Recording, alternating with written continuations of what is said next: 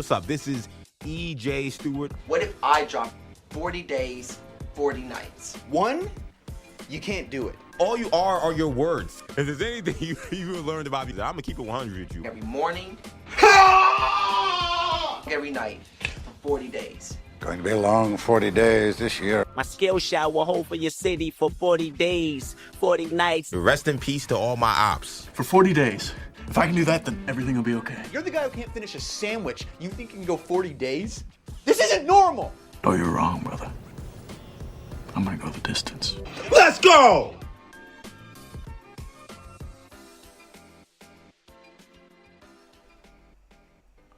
Let's go is correct. What's up? This is EJ Stewart back with more 40 days, 40 nights.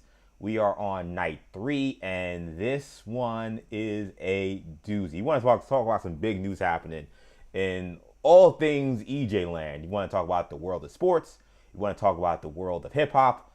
2 big things happening with teams that I root for, teams that I'm invested in. Not all good. Good stuff when it comes to the hip hop scene. I'm really excited to have this conversation. Like I've said before, when it comes to this show, this new venture I'm doing, where we're doing live streams every day for 40 days, for 40 nights, which means you'll have a live stream from me at 8 a.m. on YouTube. New Generation Media is where you'll find us on YouTube. On X, where you can find me, EJ_Stewart.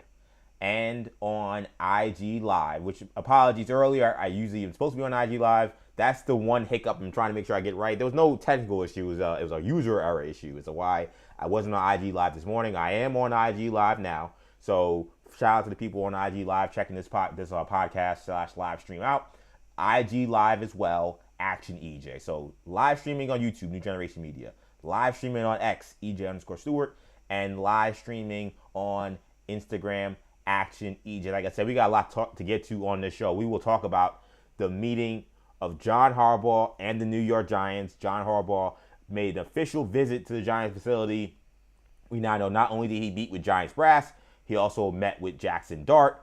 We'll give you guys the very, very latest on where things stand, as the Giants, by all accounts, are making a full court press to try to get a commitment from John Harbaugh as soon as possible. So we'll give you guys an update on that.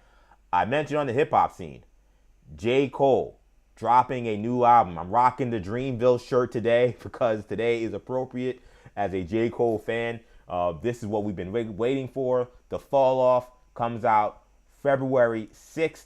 I'll have not only commentary on it, but our first guest on 40 Days and 40 Nights. I kept talking about I want to have a guest soon. Wasn't sure who the first guest would be. And I'll be honest, I didn't necessarily, and I don't think I'm dissing him by doing this at all because he knows he's my man. I didn't think he'd be my first guest per se. I knew for a fact when I launched this that I wanted him on this show because he's just an awesome dude. He's super smart when it comes to not just sports, but also hip hop. He has his own hip hop podcast, the Rap Roundtable, which is an awesome show. I've been on there once with those guys. They do a great job. But my guy, Ray Jarvis from WFAN, he's produced some of my shows. And again, he's the co-host of Rap Roundtable. He will be on the show live at 7 o'clock to talk about the Fall Off and his thoughts and expectations about that album that's coming out from J. Cole. So we'll talk about that. We'll also get into some Marvel stuff regarding the future of She-Hulk, which seems up in the air. There was some word that she being, of course, Tatiana Maslany, the actress who played She-Hulk, may have left Marvel and Disney. Then she went on a podcast recently and seemed to, I think she was scoffing at it. It was kind of unclear, and I'll try to see if I can get the audio for you guys so we can play, and you guys can hear for yourself if you think she was being serious when she made these comments about whether or not she indeed left Disney / Marvel and therefore left the character of She-Hulk to be potentially recasted and not be involved in Avengers Endgame or Avengers Infinity War. So we'll get to that. I also want to get some interesting comments from Ty Simpson. And we got some more NBA trade rumors about one Ja Morant. Not fake rumors like we got from Draymond Green last night about how the Knicks are a quote-unquote dark horse. These are more real rumors about where he may want to go and teams that have been engaged in trade talks for Ja Morant so far. So we'll get all that. It's a jam-packed show. Should be a fun one. Again, this is 40 Days, 40 Nights. Really excited to get things going. Let's get it started. And let's begin with the massive news. I think the news that I think if you're an NFL draft fan, if you're a college football fan, came as quite a shock.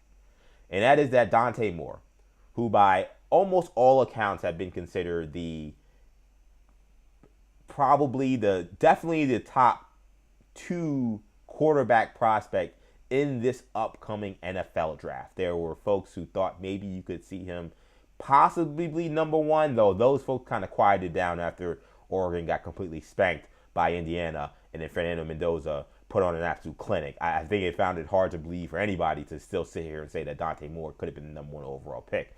But considering the top 2 teams in this draft were the Las Vegas Raiders and the New York Jets, 2 teams that needed quarterbacks, there was a belief that Dante Moore would be drafted with one of the top 2 selections in this draft.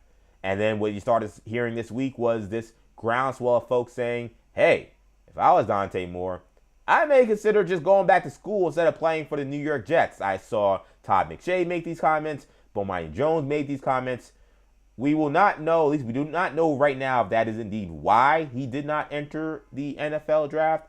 But we do know that with the Jets sitting there with number 2 and Dante Moore likely to be the selection number 2, he has decided to go back to Oregon, which sets off, again, a whole line of chain of events that really will make next few months and next year's college football season extremely interesting.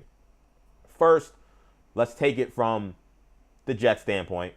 A lot of you who maybe listen to this show from either Maggie and Perloff or from what I do with WFAN as a part-time host there, you guys know obviously I talk Jets all the time. I'm a huge Jets fan. So that needs to be put out there. This, from that standpoint, is a tough break. There's no lying. I think there are folks who have made, I think, understandable parallels to Zach Wilson, where like there was a clear number 1 and then it was Trevor Lawrence and the Jets were at number 2 because of the idiocy of not being able to tank correctly. So therefore they were forced to take whoever was left, and Zach Wilson was a number 2 quarterback prospect by most counts, and then they took him, and that was a complete disaster. People have made those parallels saying, no, this actually isn't bad news for the Jets, because there is no clear number 2 guy, and we'll get to Jets draft strategy in a moment. Because there is no clear number 2 guy, it's not a tragedy that, okay, Moore leaves, that's fine. At least now they won't make the crazy decision to just take the second guy that's available because he's the second guy. Now they can actually take whoever the best players are available or maneuver those picks to get more picks potentially. Though I don't know who's trading for a number 2 pick that's not a quarterback. But that besides the point. They could make some moves potentially that could allow them to not make a mistake and just taking a guy that's left. People have made that argument. I like Dante Moore. I've been on the record saying that I actually thought he was a slight better fit for the Jets than even Fernando Mendoza was, because I don't trust Fernando Mendoza's makeup for New York City. And though I'll admit, Fernando Mendoza was awesome in this playoff so far. Before the playoffs, what I've been saying was that his performances against some of the better teams, his stats were nowhere near as good as they were when he was blowing out the Illinois and like the Iowas of the world. He's beating those teams up. Those teams are not awful teams, but they're obviously not the big dogs. When he's facing Michigan, when he's facing not Michigan this year, but he faced Ohio State, Penn State, those teams, those defenses, his numbers look very different. A lot of the big volume numbers he put up that allowed him to have a Heisman campaign were a lot against some of the lower tier Big Ten teams. Then again, he's kind of put that talking point to Demolition Derby because of what he did to Alabama and then what he did to Oregon just now. But that was indeed what I had been saying. But nonetheless, I thought Dante Moore would be a great fit. I thought Dante Moore would have been a great fit to do exactly what he did at Oregon. Come to the Jets get some other guy to be a veteran for a year, sit behind him just like he sat behind Dylan Gabriel at Oregon. Let him learn so you're not throwing him into the fire like the Colts idiotically did with Anthony Richardson, like the Jets idiotically did with Zach Wilson. And then in year 2, he'll be seasoned, he will have seen everything, and then he can go out there. And I think he would have been perfectly ready to go because the arm strength, talent, all the arm stuff is there. He's got the goods. I think it's just about getting some experience and learning the game a little bit. You do not want to throw him into an absolute terrible situation. So I was totally fine and was excited about the idea of Dante Moore being the Jet. So from that sense, it's a blow. It's also a blow because just the overall value of the number 2 pick has now plummeted like a rock. If there was any scenario or any thought that maybe the Jets were not going to be as high on Dante Moore and that maybe they would have been open to a trade with the Browns or with the Cardinals or some of these other teams, I doubt the Dolphins, but because of division, but someone like that. If there was a thought that they could potentially flip this pick, similar to how what we saw last year with the Cleveland Browns, what they did with number 2, it wasn't for a quarterback, but it was for Travis Hunter, where they were not keen on Travis Hunter. They wanted to improve their interior defensive line and improve their depth on defense. So they decided to trade the number 2 pick to fall back to get some more draft capital and to get some picks for next year. Turned out to be an okay move. I mean, Travis Hunter did not make a big impact for the Jaguars this year. Mason Graham ended up being a stud. So and then they got another pick this year. So it was like, that move looks like a pretty good trade today. Again, Travis Hunter could turn out to be a Hall of Fame player. We don't know. Just as of today, it does not look like a terrible decision the Browns made at all. That likelihood, the Jets being able to do that, is now, again, those chances plummeted greatly because there also isn't a generational talent like Travis Hunter also in this draft outside of quarterback. It's not like there's a generational wide receiver or a generational pass rusher per se. There are good defensive players, good pass rushers, but no one that I think anybody's flying up the draft board to draft at number 2. So the Jets were going to try to trade that pick for more draft capital.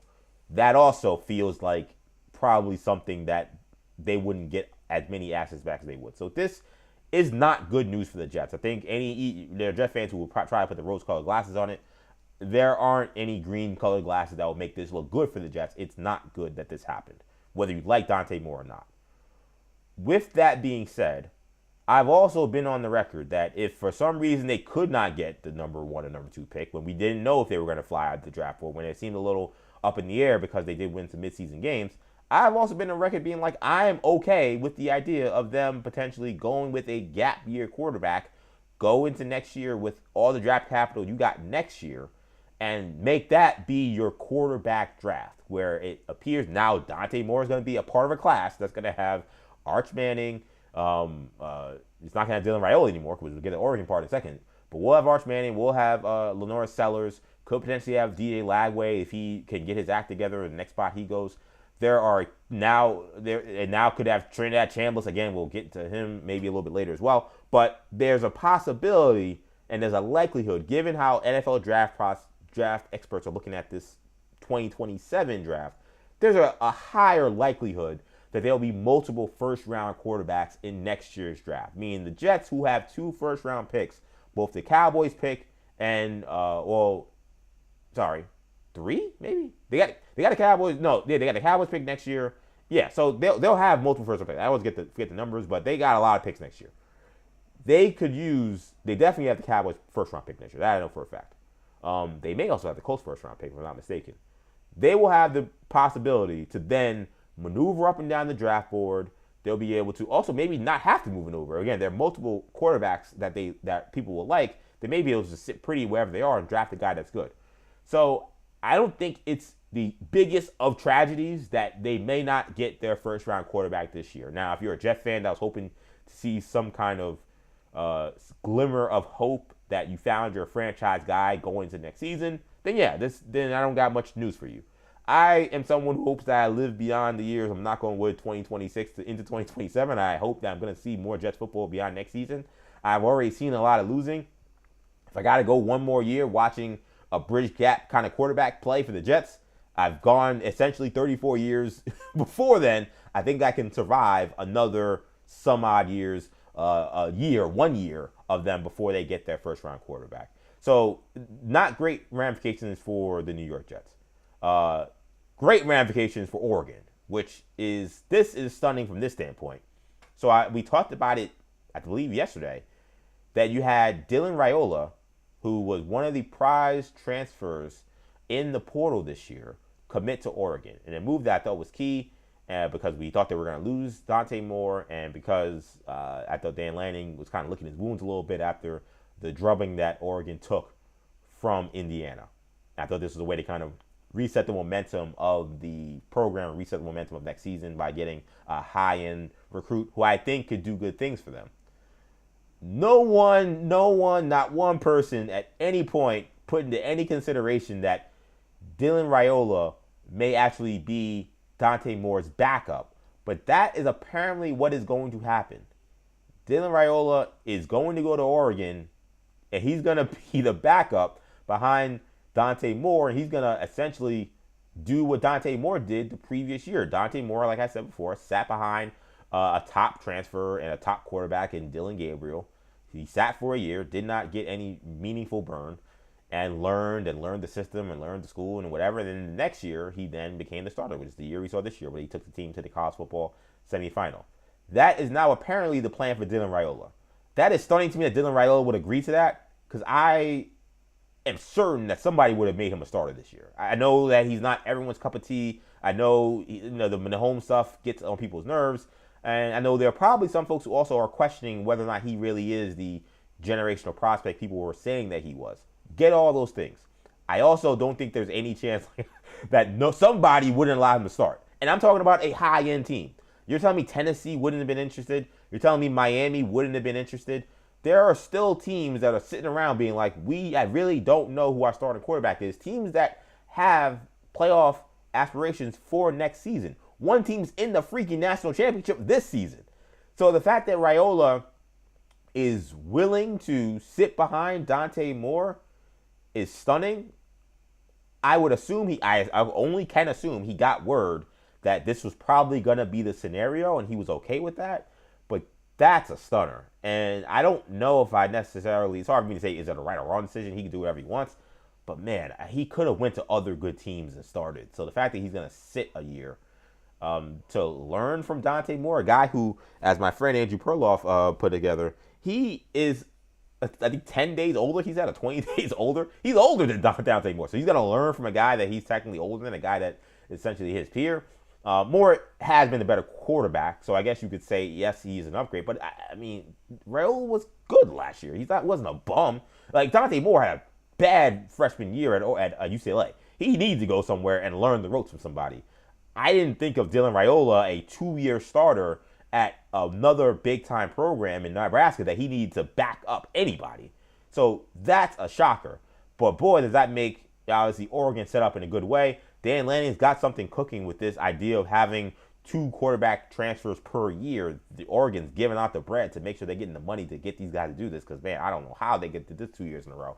But that sits you pretty, man. Now you're going to go 3 years, right? I'm doing this math right. This year, 4 years. Last year, this year, next year, and the year after, where you have your quarterback situation set up. They had a quarterback set up where they knew Gabriel was going to come in and play immediately, and then Moore was then ready to play, now we know, for 2 years. And then you have Raiola for at least a year after that. So Lanning, I've not seen, no other team has done this strategy in terms of using the transfer portal. I think partly because it seems implausible, the amount of money you got to spend just to have 2 quarterbacks of that caliber on your roster. It seems like that would cost a lot, but it is Oregon, it is Phil Knight, it is Nike. They got the bread to spend, I assume. So that's why that's happening. So, and again, an absolute stunner in college football and the NFL draft. Dante Moore spurning the NFL draft, deciding to return to Oregon for another year. As far as the NFL draft overall, outside the Jets, for what this means, like I mentioned, the number 2 pick, that pick kind of becomes a little meaningless. I think if you're talking about players now, I think there are a lot of other defensive players who could be in that positioning. I think you're talking about Arvell Reese. I think you're talking about, we'll see how Ruben Baines, season ends with the Miami Hurricanes. I think you're going to be seeing now some of these defensive players. Caleb Downs is a stud. I can't imagine a safety going too, but he's awesome. So maybe he gets part of this conversation. There's going to be a lot of talk now about some of these defensive guys in what is a good defensive draft. Not generational, but good defensive draft. I think you're going to expect to see now a lot of the names about defensive players potentially going number 2 with the Jets, or if the Jets do trade down, again, not getting nearly the cap they would have got if it was a quarterback there. Some other team going up to get a defensive guy at this point. Major development in college football with Dante Moore electing to, shockingly, return to Oregon. Again, as more details come out about that, if more details come out later tonight, we'll talk about it again tomorrow, but that was definitely a stunner. Let's shift gears here and let's talk about John Harbaugh. John Harbaugh interviewed with the New York Giants today. This interview, I believe, I was looking at Twitter literally right as I was trying to get ready to do this show, either is wrapping up or is about to wrap up. I did save some tweets so we can see the latest on this so that you guys have as much updated information as I do before I continue with what I'm talking about with this John Mara thing. So this is John Harbaugh. John Mara, of course, is involved with the situation. But this is, as I can tell, the latest on John Harbaugh. And I'm going to go to someone who's a great source on this, Connor Hughes, who's been covering this extremely closely. Also, actually, there's another update. So I'm actually going to go to Diana Rossini. Shout out to Diana Rossini. She's super cool. She was a great friend of the Maggie and Perloff show. So shout out to her. This is her post from X about John Harbaugh's next plan. So he did meet with the Giants. The word was that the Giants were on the full court press in hopes that John Harbaugh would not leave the building. That they could get him to come in, love what he saw, and sign on the dotted line and become the new head coach of the New York Giants. That is not going to happen. So this is the latest from Diana Rossini. Well, I'll get her tweet up in a second. Let's see if we get that up there. And of course, it always does this thing. There you go. So this is Diana Rossini from an hour ago. John Harbaugh will fly out of Teterboro Airport very soon back to his home where he is scheduled to meet with the Tennessee Titans decision makers on Thursday, sources tell me. The meeting will serve as a formal in-person interview with Titans at Harbaugh's residence. So he's not even going to see the Titans. The Titans are going to see him. The other thing I've been seeing as well, and I'll see if I can get this tweet up as well. I want to make sure I can find it. But I believe it was Connor Hughes who also was saying that the team that has been continues to be kind of the thorn in the Giants' side in regards to whether or not they can get John Harbaugh to sign on the dotted line and become the New York Giants head coach is the Atlanta Falcons still. And one of the things I had seen was that John Harbaugh apparently has a great deal of respect for Matt Ryan. Well, Matt Ryan was recently announced as the new president of football operations for the Atlanta Falcons. John Harbaugh, in terms of the interest level of the teams he's interested in, he's extremely interested in the Giants situation. There's no doubt about that. But the word is also that he because of the respect he has for Matt Ryan, he wants to at least talk to Matt Ryan and have that in person. In fact, that was actually a couple of days ago. I think it was also said today. I see here Ian O'Connor also said this. So, but it's not just the Falcons. Obviously, again, he is going to meet with the Titans. It appears. I'll find and see if I got one more post in here that I can show you guys here real quick. This is from Dan Graziano. So we'll read this here along with everything here. So stand by. There you go. So what I am hearing on John Harbaugh per source, he's still meeting the Giants. So that apparently has ended. This was a little before Diana's tweet. Touring the facility, I'm told he has spoken to QB Jackson Dart. As of now, the plan is to fly home to Baltimore tonight, speak with other teams in the coming days. We now know because according to Diana Rossini, the Titans are next up on Thursday. Currently, Harbaugh has no formal meeting set up with other teams besides the Giants. So again, Tennessee and Atlanta are in the picture. Again, now we know Atlanta is in the picture. He's still saying he thinks Green Bay is a team to watch if it came open, but as of now, it has not. He said, I would expect Harbaugh to have a team by early next week, and he could be the first of the coaching dominoes to fall, though other teams have been told if other teams have been told they're out, they could obviously move on to other options in the meantime. As of now, Harbaugh has plans to meet with the Titans officials on Thursday, that is what Diana was said as well. Lots of chatter about the Giants not living out of the building. Possibly things move quickly with the Giants and change other plans. But as of now, again, the plan is to go home. So Harbaugh, by all accounts, is going home. So this plan, by all accounts, for the Giants to hopefully keep John Harbaugh in the building, sign him, don't let him talk to anybody else, not going to happen. That's okay. I think if you're a Giant fan, I would not freak out. I would not say, oh my God, we're going to blow this thing. We've seen this deal before where a guy comes in that they want and you say, don't let him out of the building, and then they get him out of the building and you think, oh, well, we screwed this up. And then it turns out that everything was fine. I believe this was a situation, I want to say with the Jets with Robert Saleh. I feel like we kind of had this talk about Robert Saleh. Like, they just can't let him out of the building. Then they let him out of the building. Like, oh, the Jets screwed up. And then Saleh signed. There have definitely been other examples with both of these football teams where we've talked about not letting people out of buildings. People left buildings and then came back and signed. So I don't think it's a huge deal that John Harbaugh is going to talk to other teams. That is what I would say in regard to if you're a Giant fan. The fact that he's spoken to Jackson Dart, I think is important. I think the fact that he spent such a long amount of time at the Giants facility is a good sign. I think the fact that he's going to talk to the Titans, but he ain't going there. He's making them come to him. Tells me he probably is not considering Tennessee Titans to the level of the New York Giants. Now, the big question mark is how big a threat is the Atlanta Falcons? And like I've said a bunch, I think the Atlanta Falcons makes a lot of sense for John Harbaugh. I really do. It is a much easier division. The Falcons have the best player of all the teams that are around. They have Bijan Robinson. The Giants do not. The Giants have good players. Brian Burns is a stud for sure, but they do not have Bijan Robinson. The Falcons do. Now they may not have a quarterback. There's questions about Michael Penix, and there's certainly injury questions about Michael Penix as well. But there's no question the best player is Bijan Robinson. You got the best player. You're in a much easier division.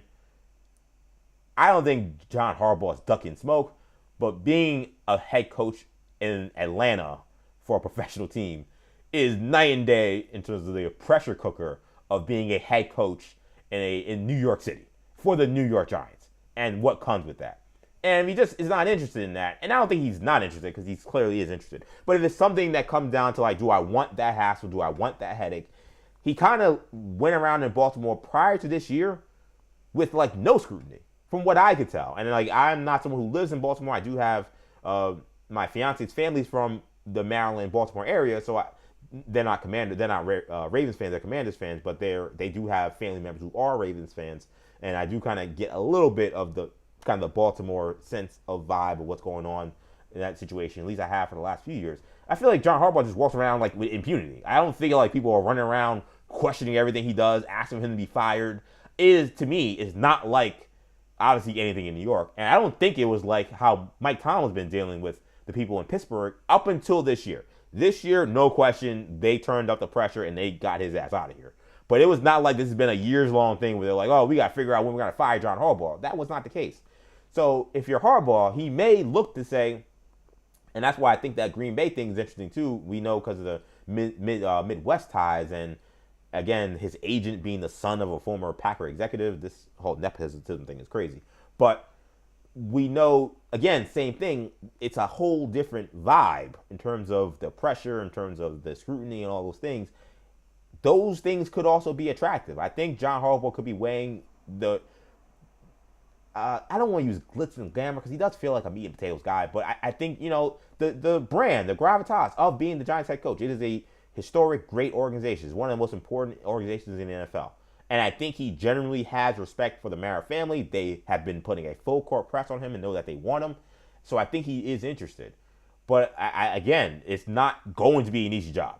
The Eagles are still in your division. I know they're kind of a mess in terms of off the field.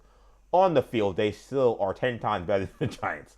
And the NFC East as a whole is a more competitive conference than the NFC South. So I think the Falcons are real competition. What's interesting is we have not heard about this full court press that the Falcons are putting on John Harbaugh.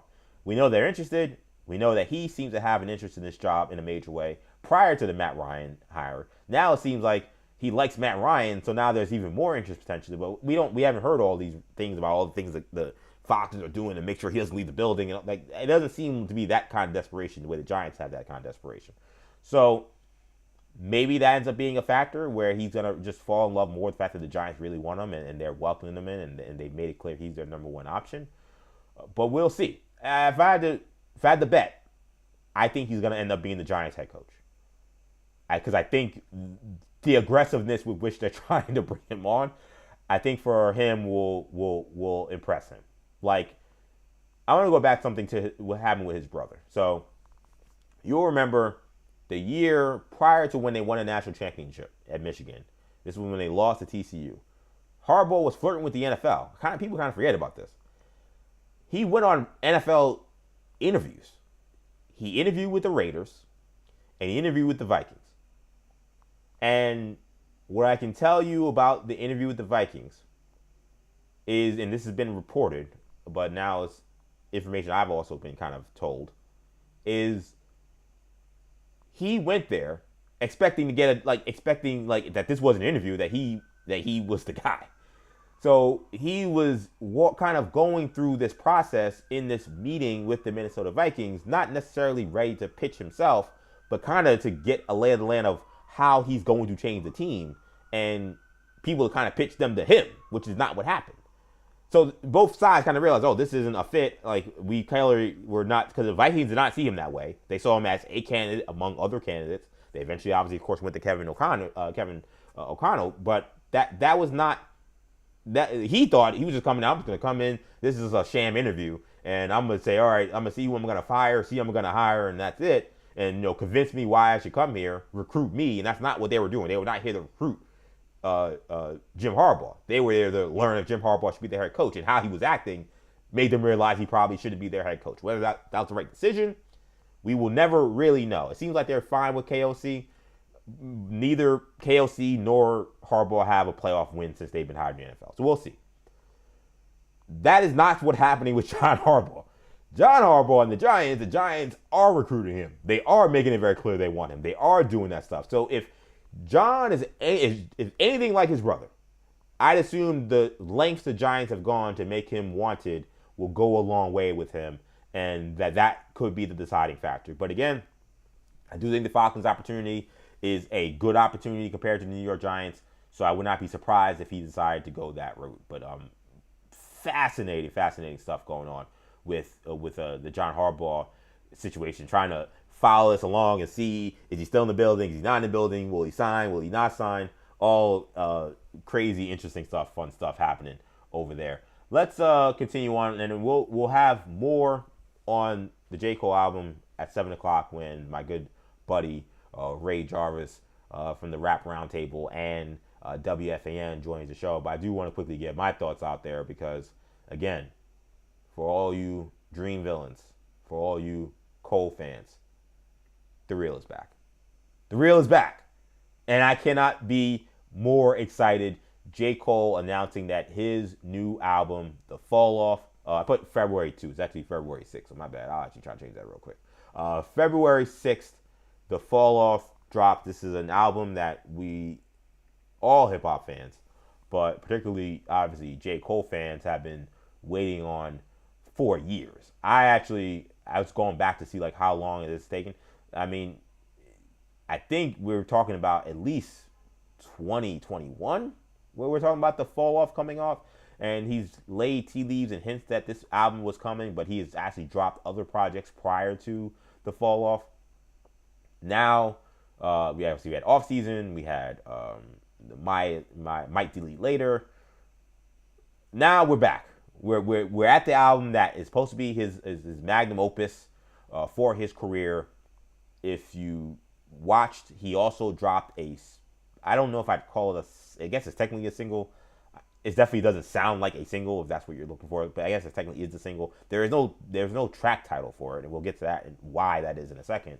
But he did drop a song and a music video that illustrates that this is his last album. At least that's how he is approaching this. Could that change? It is rap, which is almost like wrestling, where no one ever retires. So could he come out with another album in 3 years, 4 years, 5 years, 1 year? Possibly.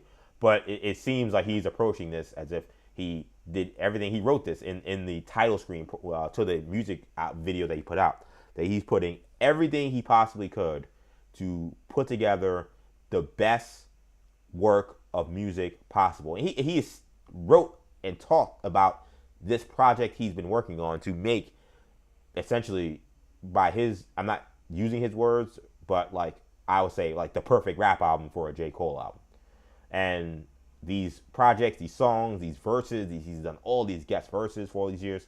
It has been part of a strategy to get his pen right, get his game right, to eventually drop The Fall Off, the album, the J. Cole album that defines his career. It's a lot of pressure to put that out there, that I'm making an album that is a classic and will be my best album and will rival the greatest albums of all time. To put that out there saying this is what you're planning to do, and it's smart. It's kind of smart marketing, because by doing that, you set a standard that you almost can't meet. Like, if you're saying something's going to be the greatest, even if it is the greatest, or even if it is incredible, people are look to nitpick as to why it's not as great as you said it was going to be, which I think is also part of the marketing campaign to the album name, The Fall Off, which is, again, the concept that Cole, every artist, and what they fear and what he is not trying to fear, and he doesn't think people should fear, and that we should actually not embrace the idea of the concept of a person falling off, whether it be an artist, whether it be athlete, whatever it be, anything. We had this concept that, that person was in their prime at this time and then they fell off. And he raps it in this track that he put out today about the fact that, we see it as a fall off, but actually it's not just someone reaching a new stage of their life. Like, why? So it all makes sense. It makes perfect sense in terms of the message, at least from so far. We got to hear the music, obviously. But the setup makes a lot of sense. There's a lot of double entendres. There's a lot of things that are put together. Obviously, I'm very excited. I want to be very clear. I can't remember the last time I've been more disappointed in someone I supported so much from a fan perspective as J. Cole when he made the decision to apologize to Kendrick Lamar for the diss track he put out at the end of Might Delete Later. I was furious. And I know it's a sensitive topic for a lot of folks. I know a lot of the Cole fans came around kind of quickly to the idea of why he did it. And he, in that apology, he's like, my heart wasn't in it. I have so much love for Kendrick Lamar. And I see this is getting extremely personal. I don't want to be in the middle of this. So I'm apologizing. If you want to diss me, you can diss me all you want. And you could have it. You won. That's it. It's over. Before a battle could even happen. And I'm not like fuming about it, but it still kind of bothers me. And it bothered me a lot when it happened. Purely because I think J. Cole is the best rapper alive. I think when it comes to, we can talk about making albums, making music. But if you're talking about, I need someone to come up with the best rap verse possible. I think if you're not calling Jermaine Cole, I think you're calling someone who's not the best rapper. That is my opinion. There are other outstanding rappers some people know that are high profile, like Kendrick Lamar, who are right now, to be clear, he is the best rapper, Kendrick Lamar, because Kendrick Lamar put himself in the ring. He threw haymakers. He knocked out Drake, and J. Cole bowed out before anything happened. So therefore, he has the crown. That you can't argue with that. I'm talking about in terms of ability, talent. Maybe it's better to say that he's the best rapping talent. Maybe that's the best way to say it. I think J. Cole is the best. There are other phenomenal rappers. Black Thought, Jid, who's on his own label, Pusha T, Malice, both of the clips, obviously. Drake is up there too, though I think, Drake had a rough rap battle. He did show signs that he still is a great rapper, but it was not a great battle for him versus what's the name? Kendrick Lamar. You can give me a bunch of other amazing talents. I'm not saying all those guys can't rap.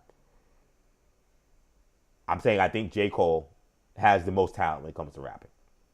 So when he decided to bow out of the battle in the way that he did, I was frustrated, not because I didn't understand his reasoning. I totally understand his reasoning.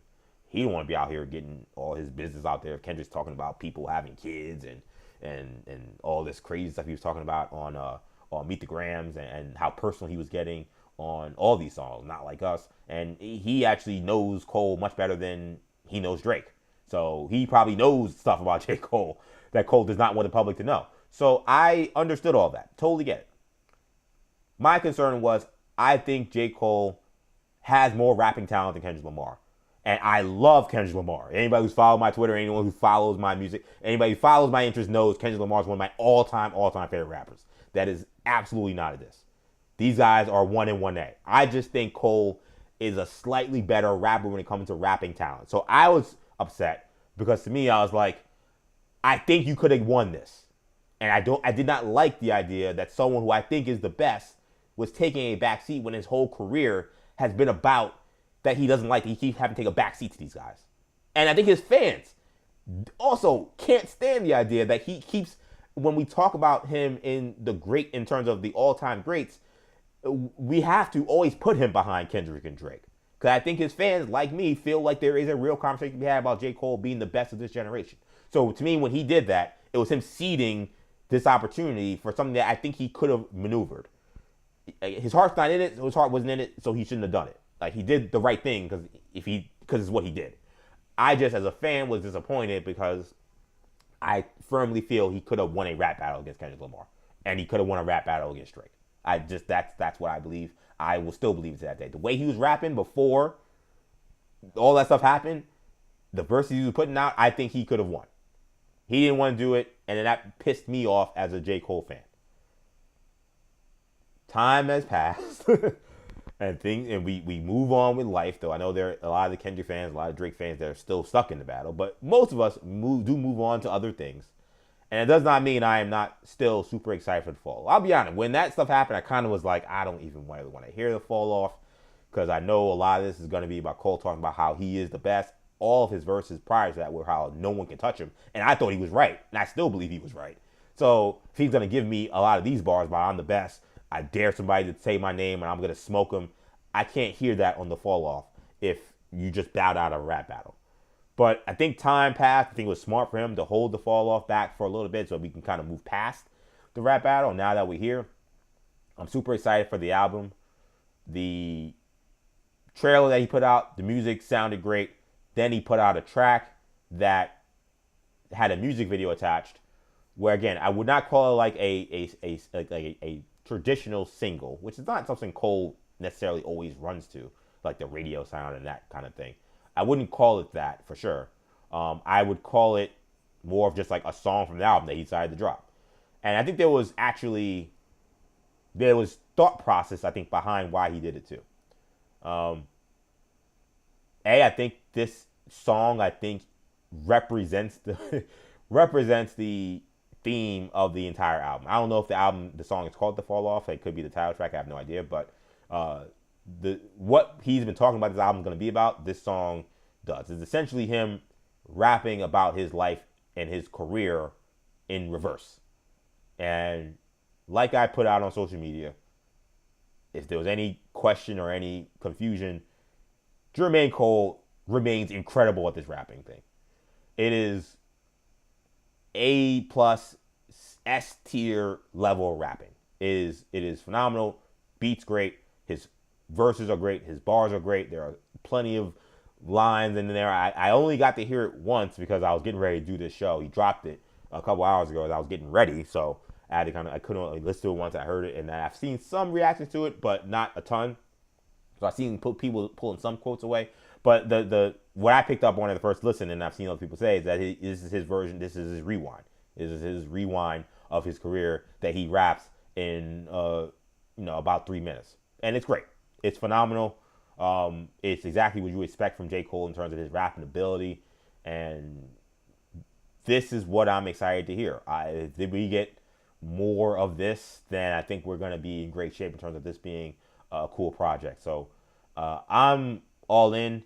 The other part about this that was important to note, so J. Cole announces the album, The Fall Off. We got a release date. He also, with this track that he announced, did not give a track name. So you think, okay, no track name. Why is there no track name?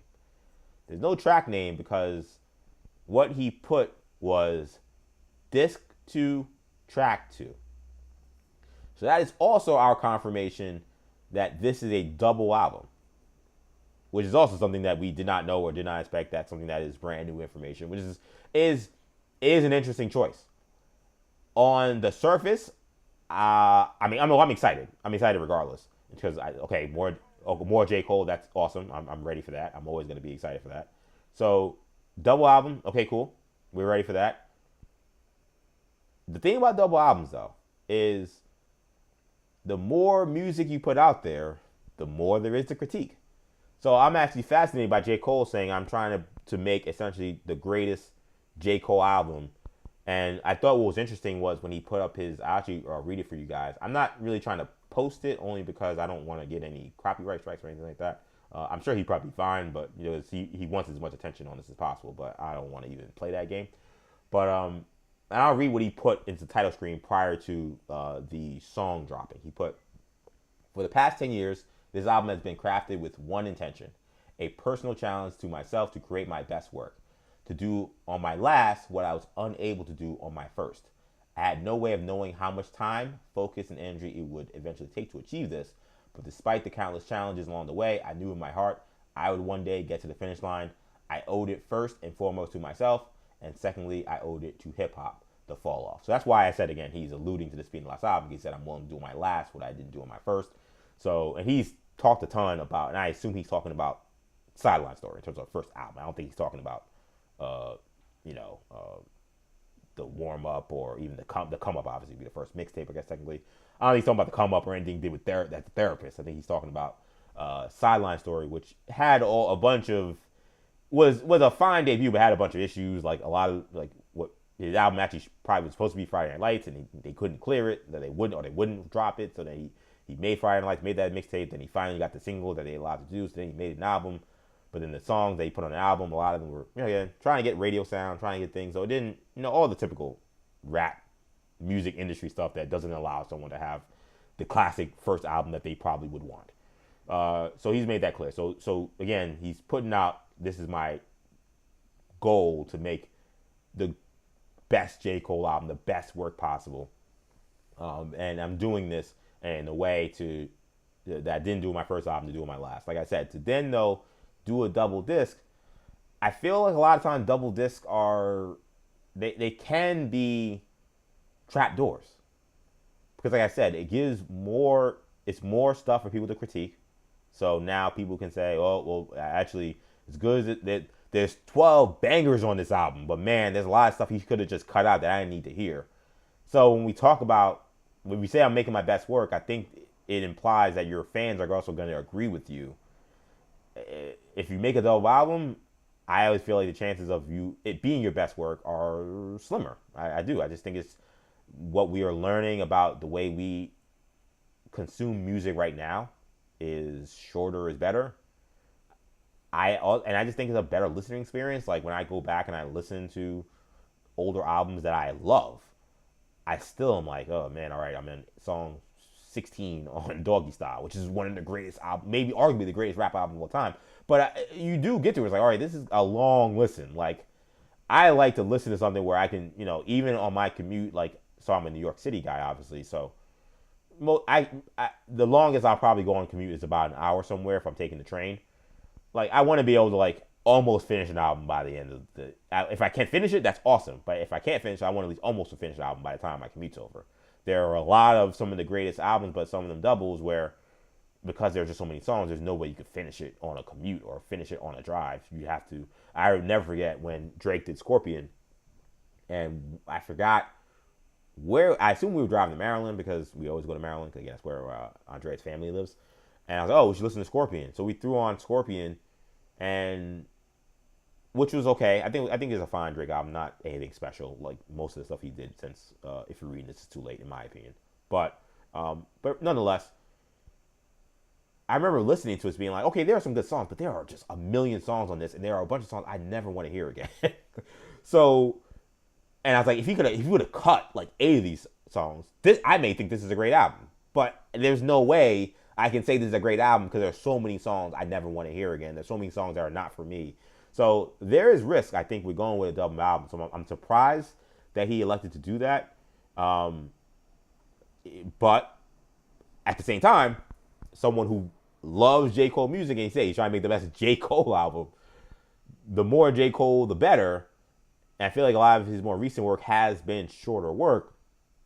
I am excited about we are getting a double album with so much music, and I want to hear as much songs as you have. There are J. Cole throwaways we've heard over the years that I think have been some work that I think should have been on albums. So I'm definitely all in on hearing more J. Cole.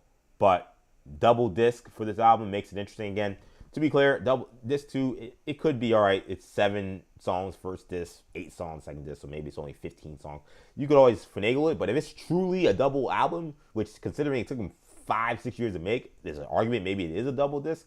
I mean, if it's like, All Eyes on Me, again, one of the greatest rap albums, but I would argue listening to it again, it's like, oh man, I'm getting through a lot of songs here.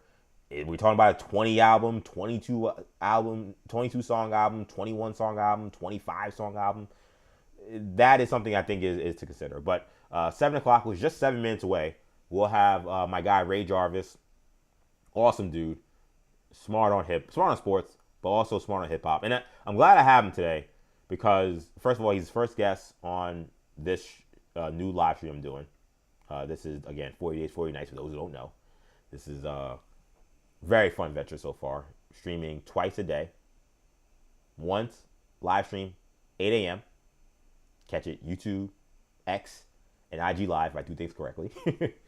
And then second time in a day, which happens every day, 6 p.m. So we started at 6 p.m. today. Ray will be the first guest ever on 40 Days and 40 Nights. Like I said earlier, I didn't know he'd be the first guest. And I'm being 100. I did not expect him to be the first guest, though he was 100% going to be a guest on this show. He was someone that, when I thought about this idea and this concept, he's the kind of person I wanted to rap with, no pun intended, for this project that I'm working on. So he was going to be on. I did not know J. Cole was going to announce an album, and I'm thinking rap guest. Well, he's the person that would make the most sense to talk about this. And I know Ray pretty well. I know his music taste fairly well. I don't know him to be a J. Cole stan.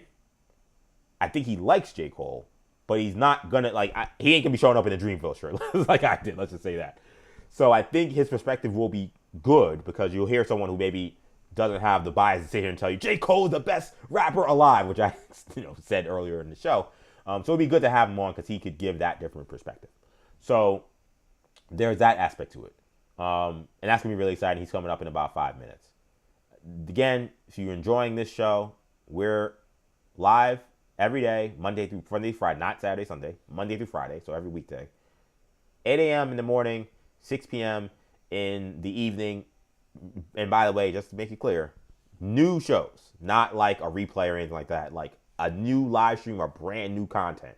So we're live, again, YouTube, New Generation Media is where you'll find us on YouTube. You can find us on X. EJ_Stewart is where I'm live streaming from. Make sure you also follow me on X. And follow the YouTube or the channel's X account at New Generation Pod. All this information, by the way, is on the scroll below if you're watching. You should be able to see it on all platforms, IG, X, and Instagram, and YouTube.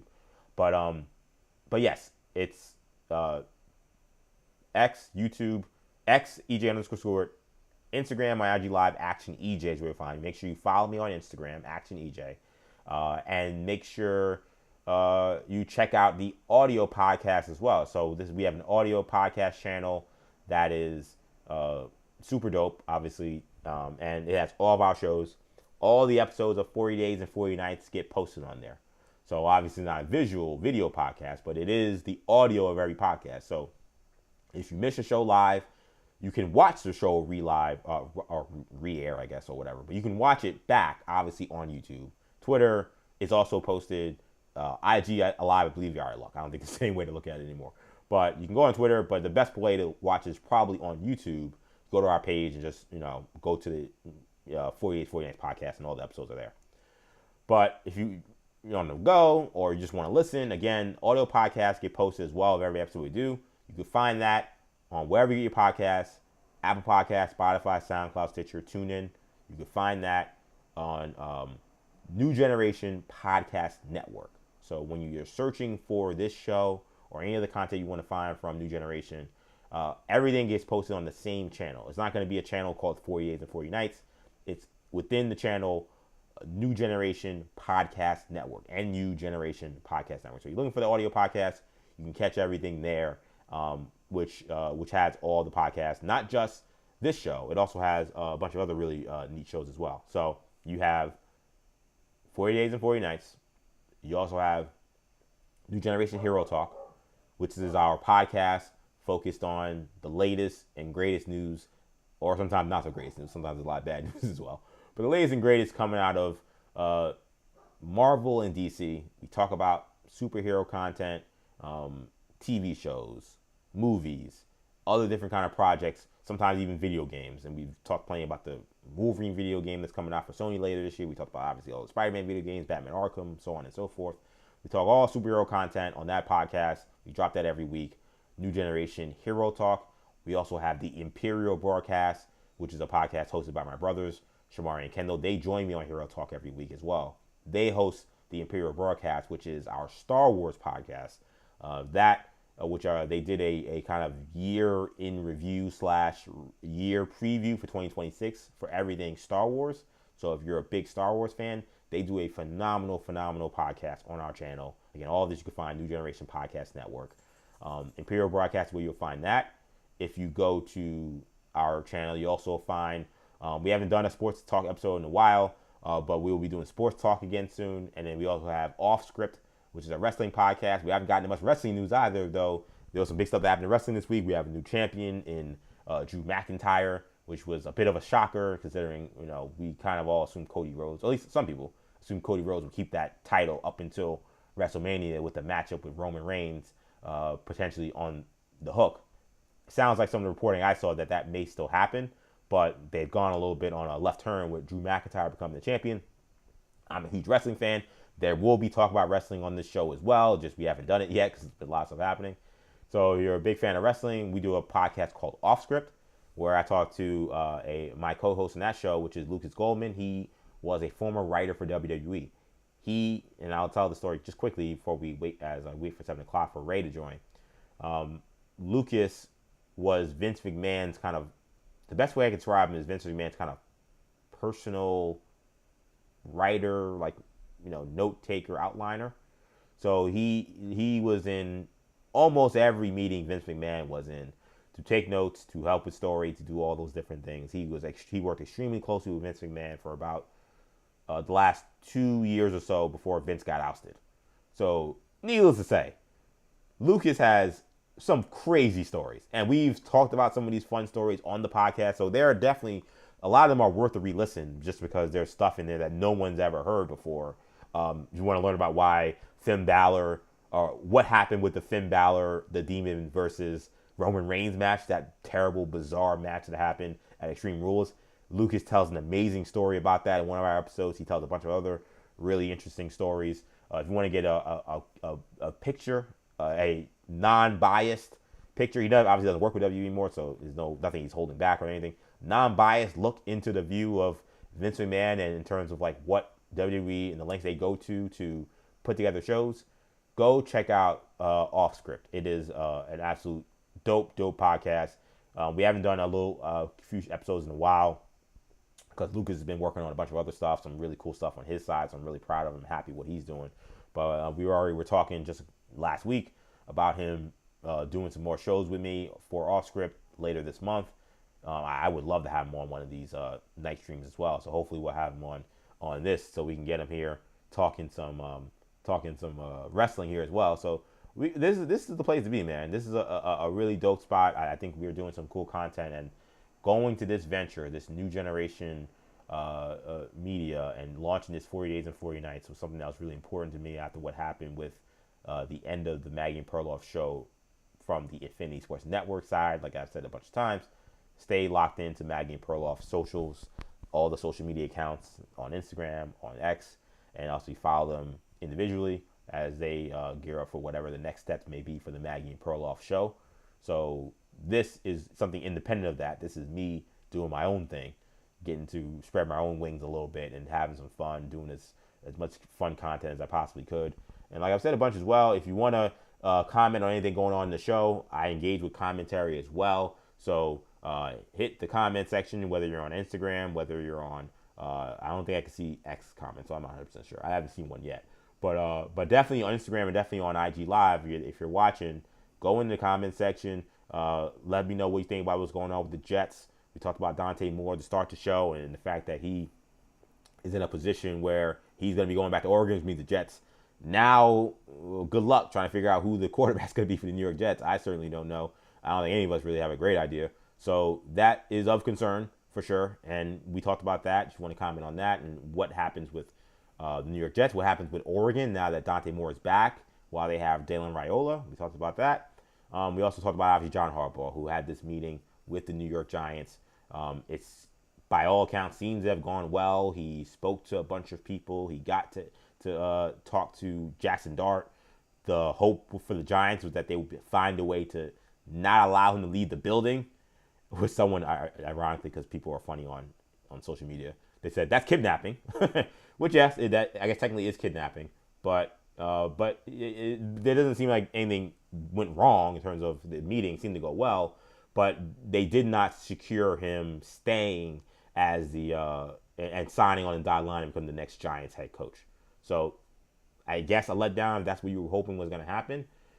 I don't think it's a huge deal. People leave buildings and come back. Robert Saleh did it. There's other plenty examples of guys doing it. The word right now is he is planning, though, to meet later this week with the Tennessee Titans.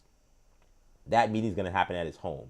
So there's not going to be a situation where I think he's going to take them quite as seriously as he's taking this Giants opportunity. Because when I think about the Giants opportunity, he was steadfast in wanting to go to the facility. He had already met informally with John Mara's brother last week where they had lunch. So they've already had the informal meeting. And now he's doing this whole big formal meeting. And he is their number one option. With the Titans, he's like, come to my crib. he was at Teterboro Airport. He's leaving and going back to Baltimore. He ain't flying out to Tennessee. So they're going to have to convince him for him to take them seriously. So that, I don't think, again, is a huge concern for the Giants. The big concern for the Giants, it seems right now, is the Atlanta Falcons. That is a team people keep mentioning as a team that also has a ton of interest. I do get it from that standpoint. I was fascinated by Dan Graziano of ESPN, mentioning the Green Bay Packers still as a team to watch. Because the Packers still have a head coach. But I want to kind of center on that a little bit, because remember when we heard the news that that they were, as I'm looking at the Shams Moran tweet, but some nonsense by Anthony Davis that's not relevant. It seems like, so no harm, no foul there. But remember when we did the show and I was talking about, man, they got to get rid of LaFleur. I think later on in the show we saw, at least I saw live, that it was determined that LaFleur and the Packers were working together to come together with a long-term agreement. And the way it was kind of couched, it made it seem like, all right, all parties, nothing to see here. Things go well. Everything's going to be fine. He's going to get his long-term deal. Everybody's going to be happy, and we're going to move forward.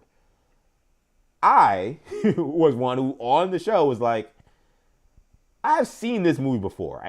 Can I tell you which movie it was? I can't quite remember. But I've seen this song and dance where people say we're working on a deal to see if we can make something happen. With kind of like couching as an expectation. Oh, well, you think there's going to be a firing. We're actually working on an extension. You guys are totally wrong.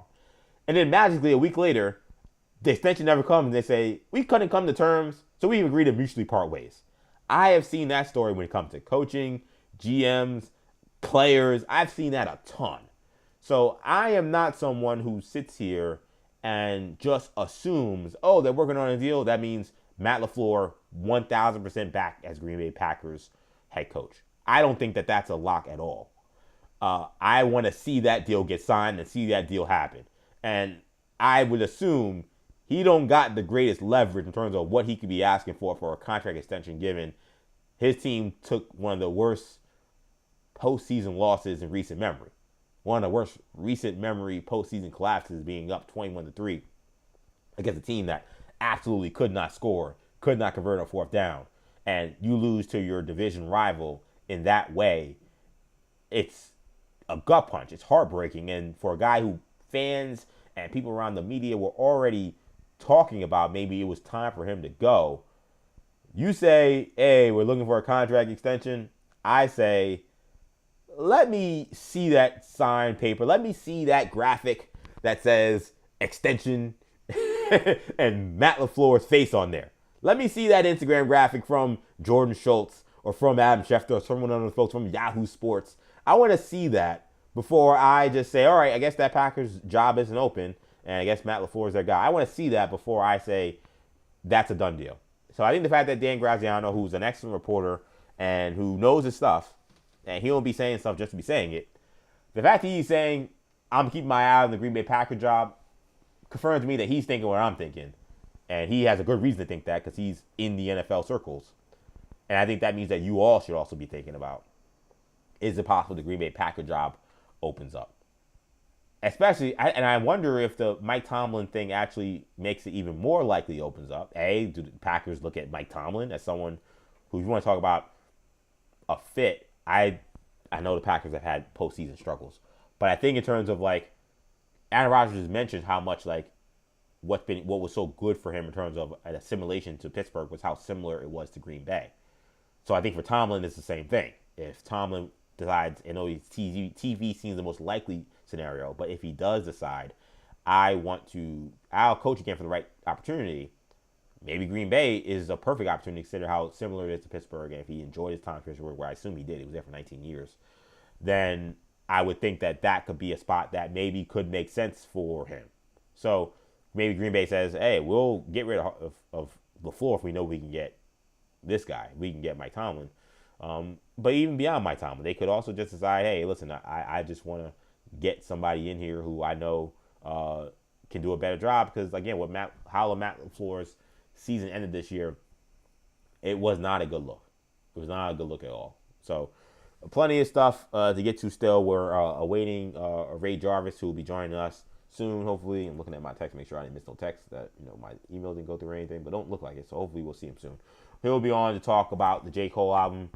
He should be coming up any minute. I'll keep the show going here. We'll talk about some other stuff happening in the world of sports. And I'll shift gears here to this because I thought this was actually interesting as well. And it does kind of relate a little bit to what we're talking about with Dante Moore. So as you know, Dante Moore, as I just mentioned, he is going to the Oregon, rather. He's not going to the NFL. He elected to go back to school, even though he was guaranteed, it seemed like, to be a top 2 pick, or at least a high pick. He's deciding to go back to school, which is the greatest news Ty Simpson could have ever heard. Because Ty Simpson, despite it sounds like the greatest efforts of multiple college programs, has elected to keep his name in the NFL draft. He officially signed the papers last night to keep his name in the draft and officially sign away, I guess, any rights to go back to the NFL, because it's not like the NBA where you can get drafted and somehow still go back to college, if you know the whole situation with James Nagy, how ridiculous that is. But he's in the draft. It's over. He's not going to be playing college football, which, okay. He kept saying he had a first-round grade, so from that standpoint, if you got a first-round grade, I get it. I wasn't 100% convinced he was going to actually be a first-round pick, assuming Dante Moore is going to be in this draft. Now that he's not, now I think his chances go up a lot more than it was before. So I get all that. But then he explained his reasoning for why he did not want to transfer as opposed to entering the NFL draft. And this part, I think, I didn't quite ride with him, and I also think was a little ridiculous. So here's how I'll lay it out. So Ty Simpson, again, elected to keep his name in the NFL draft, in part because, again, we had heard apparently that he was given a first-round grade. But then he made this comment, and I'll put up the post so you guys can see as well, about what he decided in regards to why he decided to not leave college to go to not to stay in college as opposed to going to the NFL. Let me see if I can find this Ty Simpson tweet. I did have it here earlier. Give me a second. Here you go. This was Ty Simpson. And I'm going to share my screen so you can see this. Quite mind-boggling to me. Apologies if you hear my dog in the background. She is bugging out for some reason that I cannot explain. I don't know why. But yes, according to... This was a direct quote, by the way. This is not some, like I'm looking for, some source, some behind the scenes. This is him. He spoke to Chris Lowe. He said, everybody, told him why he decided to stay. Everybody would just remember me as the guy who took all this money and went to Miami or Tennessee for his last year. But I was a captain. I put my hand and footprints in cement at Denny Chimes. I would have lost everything that I had built at Alabama. So I will say this. I want to make it clear. By the way, my guy Ray texted me. I want to make sure he got this link. I sent the link. I was just sending that to him. Let me say, did you get it? This is the part of live streaming that just drives me crazy. That does sometimes you do have to do like this, like on air producing. But what was fascinating though to me. So someone made a good point. that we are at a time where people don't want to this like affinity for playing for your school and being a legend at your school and all those things that is gone away because of the transfer portal, because of NIL, because of all those things. So so many guys are playing at least 2, sometimes 3, 4 schools. So this idea that someone becomes like the person at your school, it doesn't happen quite as much. So actually, I'm gonna pause it there because we'll get to Ty Simpson in a second because now I'm getting the call and we'll see if we got my guy Ray Jarvis here. So we'll get to Ty Simpson in a second. I think I see Ray though. Let's see if we can put him up here. Let's see if I get this right. Ray Jarvis. Yeah. Let's go. He's here. My And, guy. what's up? What's up? First guest on this new live stream I'm doing, man. This is a big deal to me. It may not be a big deal to you, but I'm excited about it. It's Hey, a lot of man, fun. I like to be the first anything, so it's a big deal to me. 40 days, 40 nights. I get to be the first guest. Let's talk about it. We got a lot to talk about, man, and I'm so happy to have you. Like I said, people who've listened to me on WFAN, people who've heard Maggie and Perloff. Ray has filled in as the producer for shows that I've hosted on WFAN. He's been producer for shows I've hosted on Maggie when I filled in for Maggie Perloff. He's also been the board op for when, an associate producer with when Maggie Perloff been in. So the Weedos and Coffee drinkers, WFAN listeners, they are familiar with Ray Jarvis. Also, Ray Jarvis, as he always wears the hat. I always see him rocking the hat, and he's wearing it today. And why he's here, the Rap Roundtable, a super, super dope rap podcast. They have a phenomenal team. I was there with them for one episode. It was a lot of fun. So when the whole album came out, I thought, this is a great opportunity to have my guy Ray on the show. And like I said before, and I want to make sure I'm right on this. So, as you can see, I'm wearing a Dreamville shirt.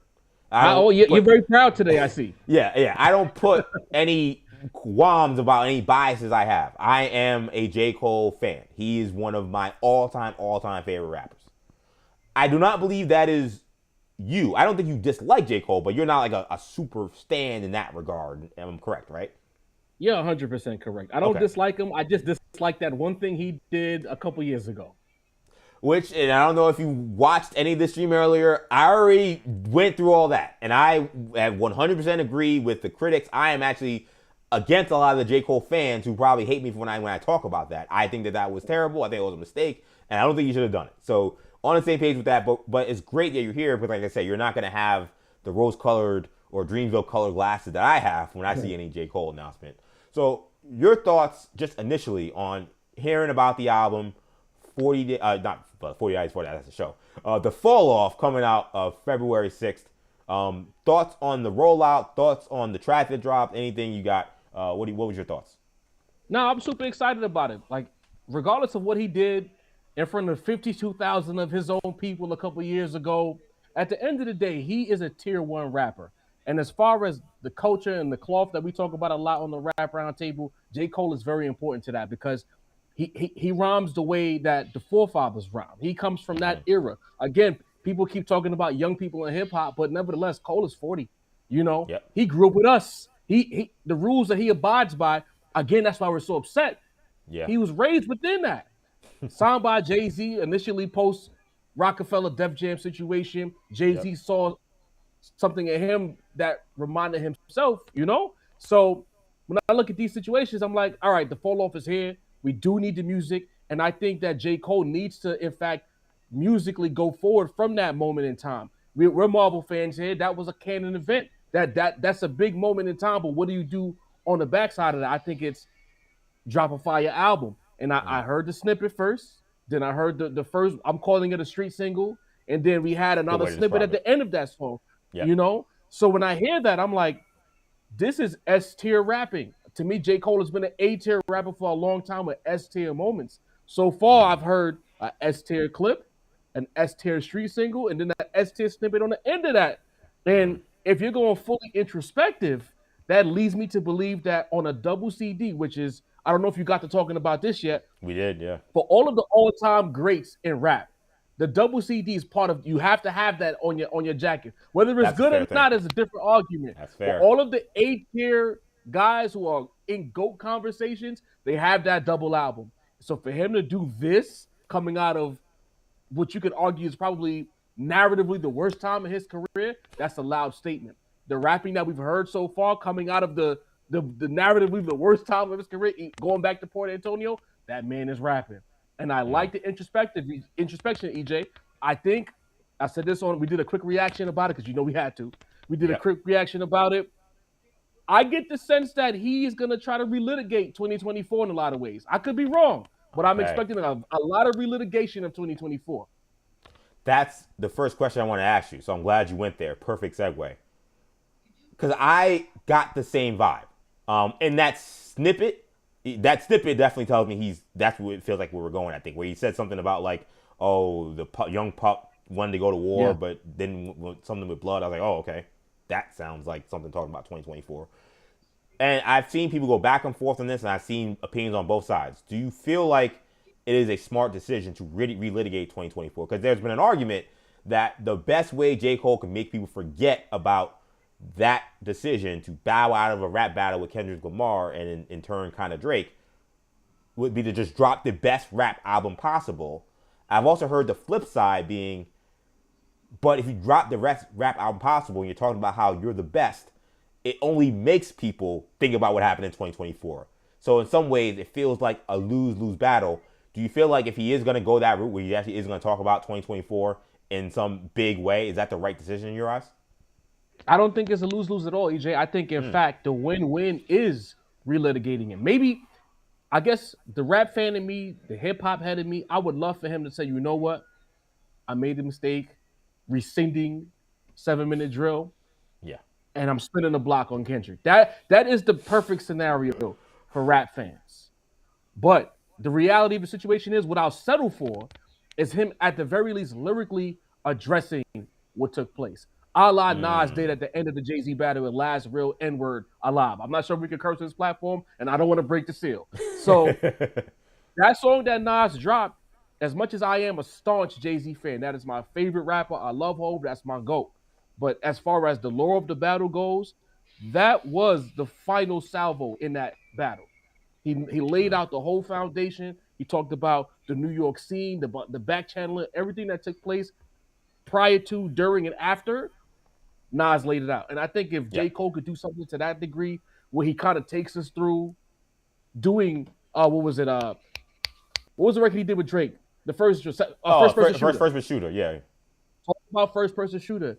Get to Evil Ways. Because let's be clear, J. Cole fans like to act like there wasn't shots thrown on both of those songs. They were talking to Kenny. Both of them were talking to Kenny on that song. So at the end of the, even if it was a little strange, the strays were thrown, you have to talk about it. Take us through that situation. Take us through hearing like that and not being able to believe that. I can't believe he said this about me. Writing the song, not feeling confident. Because I've always been of the belief that hearing 7-Minute Drill, his heart wasn't in that diss. You know, if I'm being completely forthright, it doesn't surprise me that he walked the diss back because his heart wasn't in it to begin with. That was a weak diss. I think if he dropped the fire diss, he doesn't walk it back. But talk us through that whole situation. And if you're telling me that Diss 2, Track 2 is your lead street single on a double album, I fully anticipate him talking about this situation. I don't know how he's going to do it, but I fully anticipate him talking about it because where else can you go? If you're going fully introspective, then there's no other route to go but that. And I think that's the best thing for him. If you ignore it, to me, that's like getting beat up and then trying to pretend it didn't happen.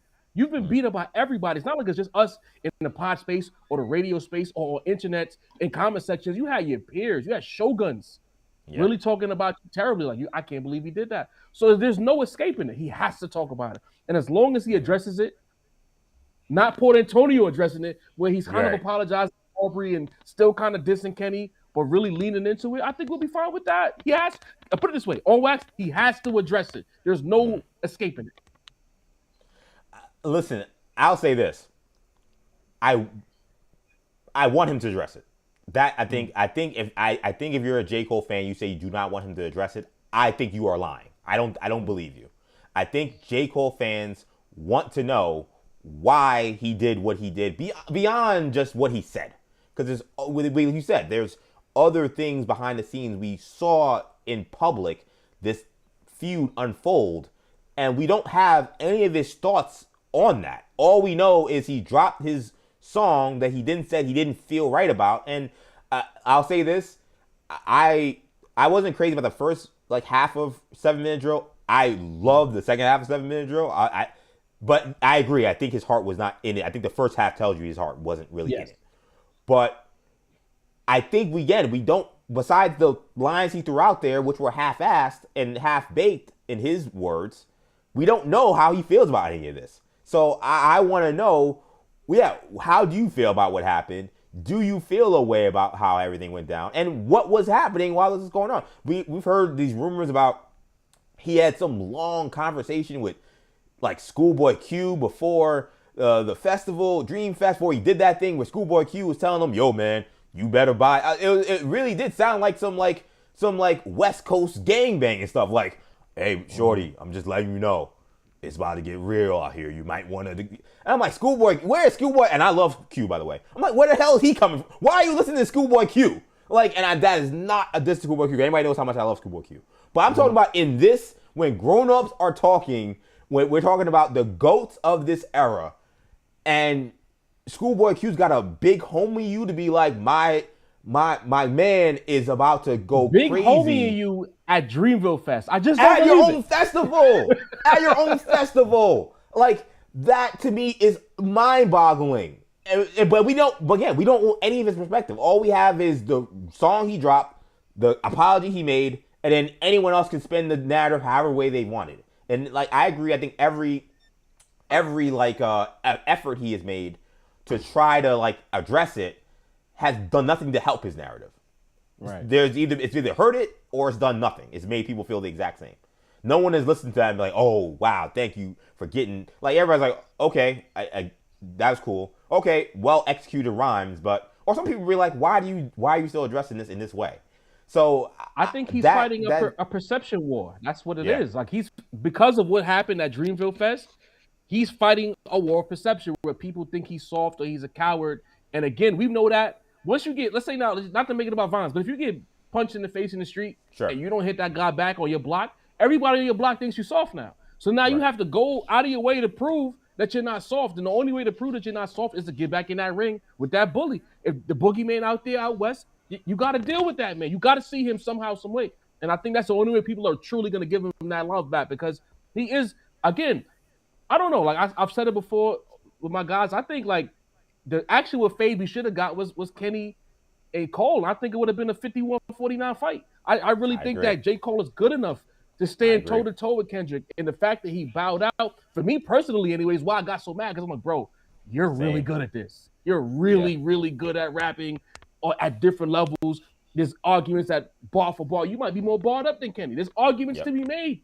And you walk the other way.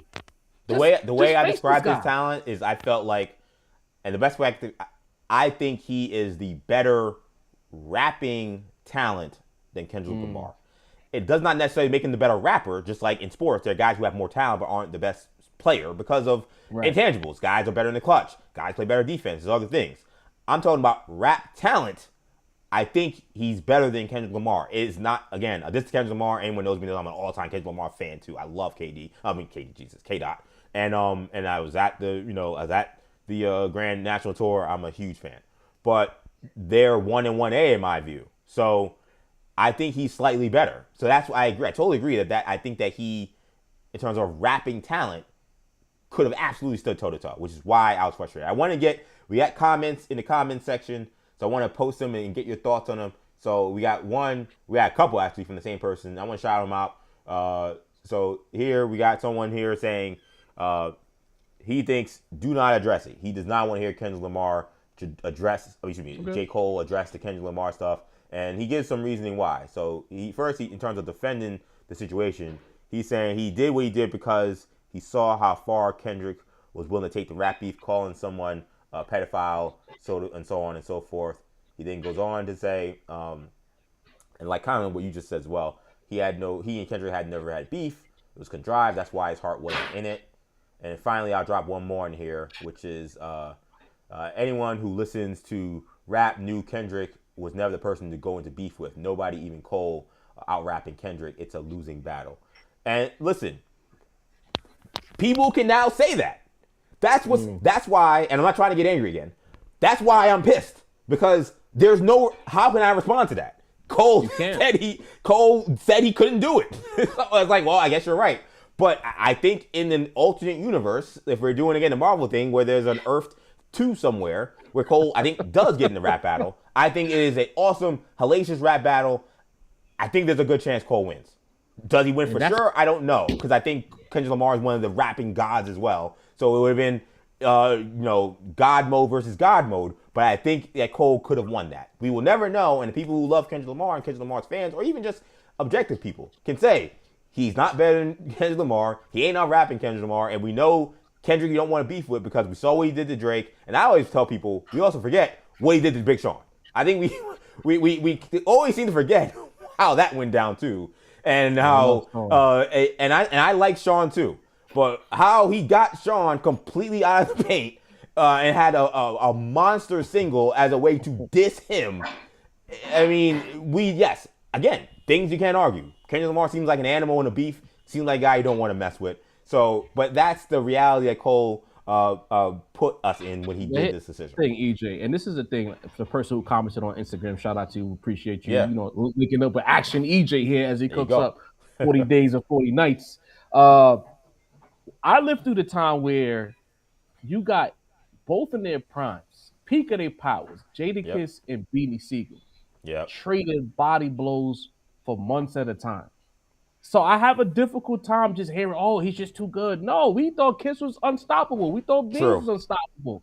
They got in the ring, and one guy won, and the other person lost, and no one was defeated in a way their career wasn't over, but we got history behind it. In fact, they shook hands, they collaborated and made music. To me, like that, Kendrick and Cole is like Kiss and Beans all over again because they're both super talented, both aggressive lyricists, and they both want to be the best. It doesn't, you don't have, like, if you don't have pedophilia on your jacket, you being J. Cole, then what you worried about him calling Drake that for? That's not on his jacket. If we just sparring, because he didn't say nothing crazy about Cole, but, so spar it out. If you on here on feature after feature, song after song, saying you're the best, with your whole chest, you saying you're the best, and on the opposite end of the spectrum, they saying this short dude in Cali is the boogeyman, there's only one way for us to decide that.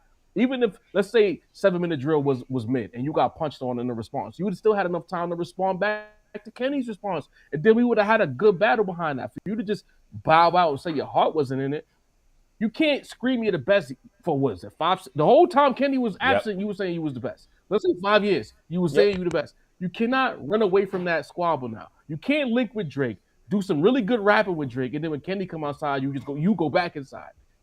You can't do that. And I think that now you're dropping a fall off, double album. You're still showing us that you're still one of the best, if not the best. You gotta have that faith. Don't listen to these people. To me, there's a lot of Cole fans that are afraid that he would get beat decisively by Kendrick. I agree. And I'm of the belief that you get more respect just simply standing in the ring. To me, Cole, it might be an irrational thought, but Cole can't have on his jacket that Drake, the guy that everyone says is not hip hop, has taken more risk getting in the rings with people than you have, and you keep saying you're the best. When Drake has had squabbles with a notable few, he's squabbled with Jay. Him and Hov went on the same song. Meek Mill, Pusha T, Kendrick Lamar. Common. Drake's Rogues Gallery, Common. He beat Common, call it what it is. Yeah, Drake's Rogues Common. Gallery. He has a legendary Rogues Gallery. And he never once ran around saying, "Yo, I'm the best. I'm the best." He said I'm the most lit. I sell the most records. But you the one who's pushing the lyrics, and you ran out the ring. You got to do something, bro. You got to fight back. I know you got to run, Ray. I got one last thing for you back on the fall off, dropping February 2/6, which anybody know J. Cole, he always reps his 2/6, so that makes sense that he would make that the date. But expectation, because I keep saying that for me, one of the things, and you made a good point about double disc I didn't think about, the idea that every great all-time great has done one, which is true. I did the flip side, which was like, double discs usually give people more reason to kind of poke and say, there's 10 awesome songs on here, but there's like 8 I never want to listen to again. That was my issue with Scorpion I mentioned earlier. And then there's some amazing albums, those double discs, or some just really long albums that I listened to today. Like I said, I love Doggy Style. To listen to every song on Doggy Style today, and I've done it recently. And I could argue Doggy Style is the greatest rap album of all time. Even I would say there's some songs I can't listen to. Like it's an hour and a half, hour and 40 minutes. I got to skip some of this stuff. How do you think in terms of will he deliver? When you say I'm making the best J. Cole album possible, and then now it's a double album, you're almost asking people to pick it apart. Do you think he will meet his own expectation and make a classic J. Cole album? I think so. At the end of the day, with the exception of one blight on his record where he wasn't willing to compete, J. Cole has had to fight uphill his entire career. He's been fighting perception wars his entire career because there was one point when he first came out, we thought he was corny, we wasn't taking him seriously. He's a college rapper, so he's born. Oh yeah, Jay Snore, all of those jokes and all of that, and he fought uphill to get to a place of deep reverence and respect. And that you only get that way when you're competing and you want to be great. And again, it's like people always use money as this like mirror, like, oh, he has so much money. He looks at the brand and he's not worried about what the public says. And I'm like, nah, man, you don't know rap if you don't think that even J. Cole, the guy who pretends to be above it all, is not really paying attention to what people are saying about him. Yeah. Again, it's his peers, it's the legends, it's the fans, it's some of his fans. And I think because of that raises the competitive fervor even more, because now you're telling me I think I'm the best, but you're telling me that I'm not the best. Now I have to prove it. Right. Not only do I have to prove it for myself, I have to shut a lot of people up. And I think that level of competitiveness will deliver the best J. Cole album. I use Jay-Z as a reference. Blueprint 2 dropped. He lost to Nas. The narratives around Jay and 02 weren't the greatest. It was pretty rough. 03 rolled around. We got the S. Carter mixtape. Fire. That led into the Black Album. That level of competition. He pushed his pen, and we got another classic in the Black Album. And I'm kind of looking at the fall off in that way, whereas, you know what, I got to push my pen. I have to prove people wrong, and I got to really stick the landing. If this is his last album, maybe, you got to go out with a bang. And I think the foundation is set. This is almost like his Dirk Nowitzki playoff run, where Dirk did a lot of things. He did a lot of things before 2011. But we didn't talk nice about Dirk, and he's always been my all-time favorite power forward. But we didn't talk nice about Dirk. I love Dirk Nowitzki. You know what I mean? When he won that chip, the conversations immediately changed. I think this is his Dirk moment. He got to go through a hellacious playoff run, beat some legends along the way, and then stick the landing at the end. And then the narratives will change. And I think if this is the end, what better way to change the narrative than drop a classic, deal with your ghosts, deal with the skeletons in your closet, and maybe have one more good squabble for the road. And I love the Dirk analogy because who did Dirk lose to that kind of began the bad narratives? All right. Heat.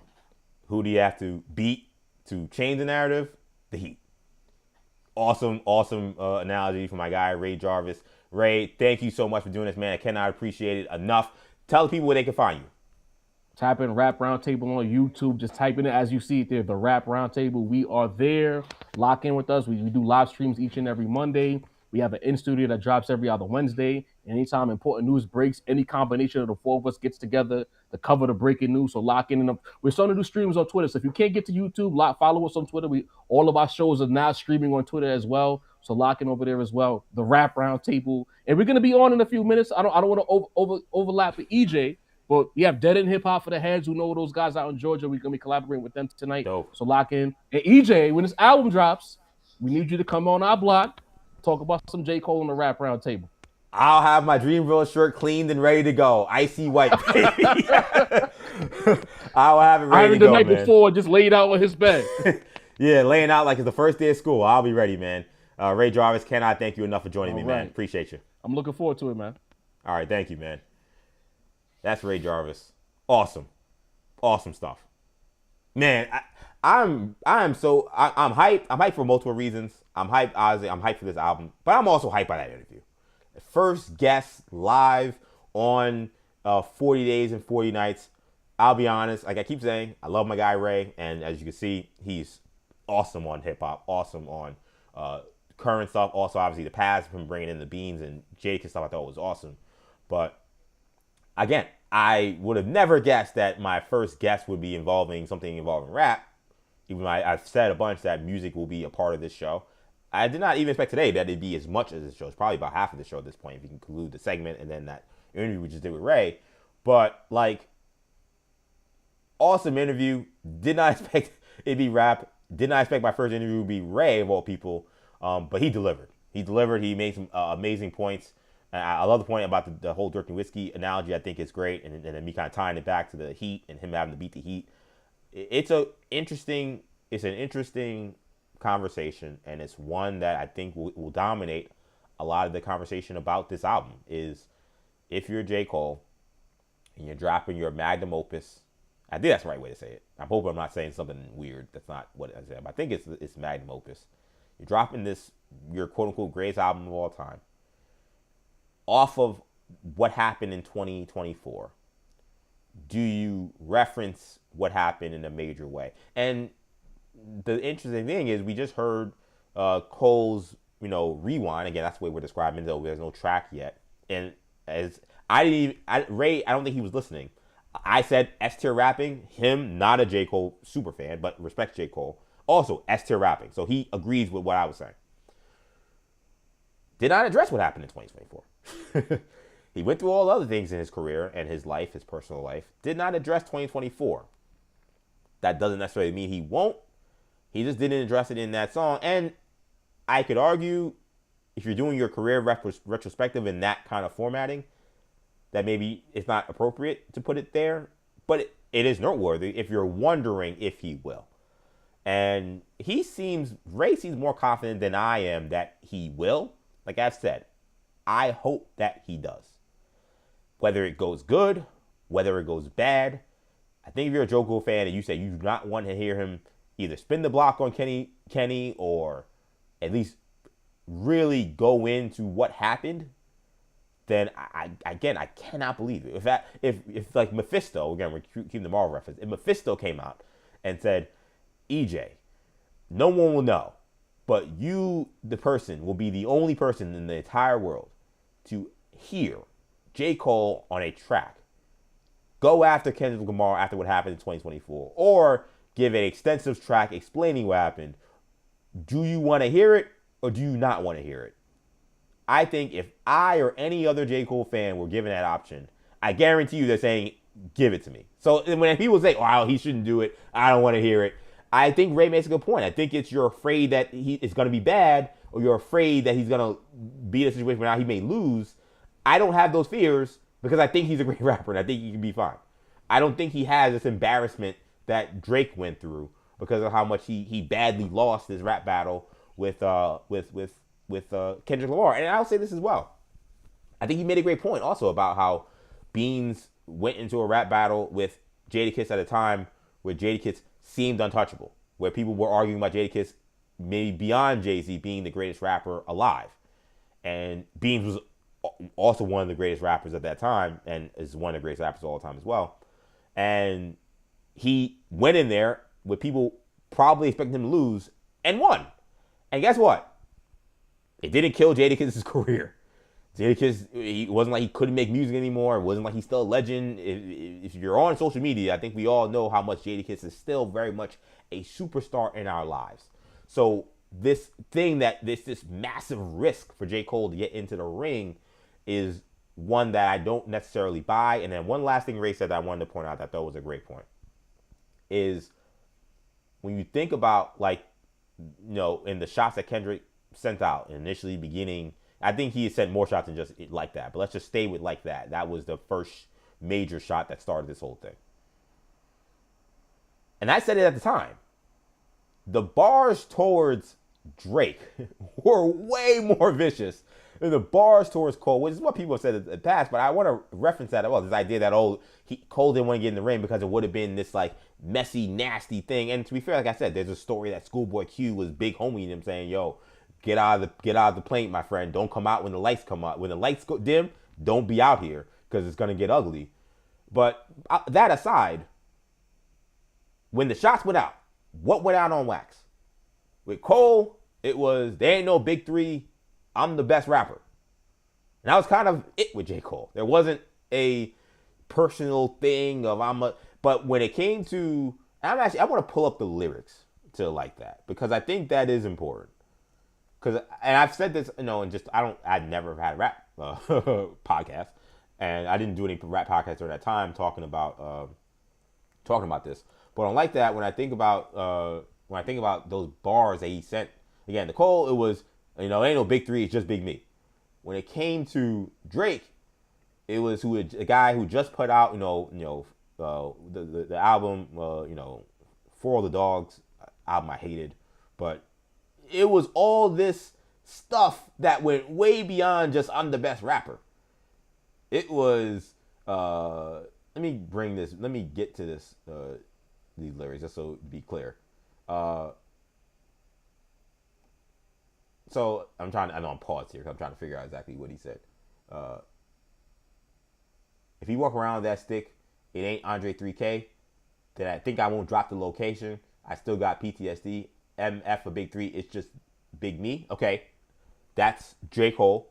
Okay, get out of here. You talking about you the best, I'm the best. All right, dope bars, clearly shots, but not anything crazy. You get to the Drake stuff, it's bum. I'm really like that. Your best work is a light pack. Prince outlived Bite Jack. N-word bum.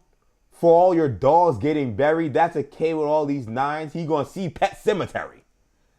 With Drake, it was just like, J. Cole, it was like, yo, man, I'm the best rapper. You talking about this best rapper stuff, I'm the best rapper.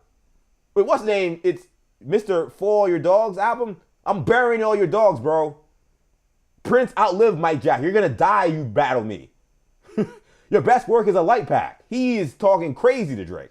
So I only bring that up to say when Ray made the point that though was apropos and very, very, very good point, that this fear that Cole had this was going to get super personal, Kendrick alluded to this getting personal.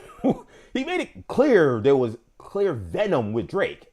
And it was very separated from what he said about J. Cole on that song. Now, could things have escalated something much worse? In theory, anything's possible. But if you're looking for indications of this going really bad in a way that J. Cole would have regretted from it being nasty, it's not from that song. So I thought that was an interesting point as well. So we'll see what happens, man. The fall off February 6th, again, really excited about that. And it's gonna be a big story for the rest of this winter, regardless of what happens. I'll just quickly, I know I talked about Ty Simpson. I'll just wrap the bowl quickly on Ty Simpson and the conversation we had earlier right before Ray dropped on.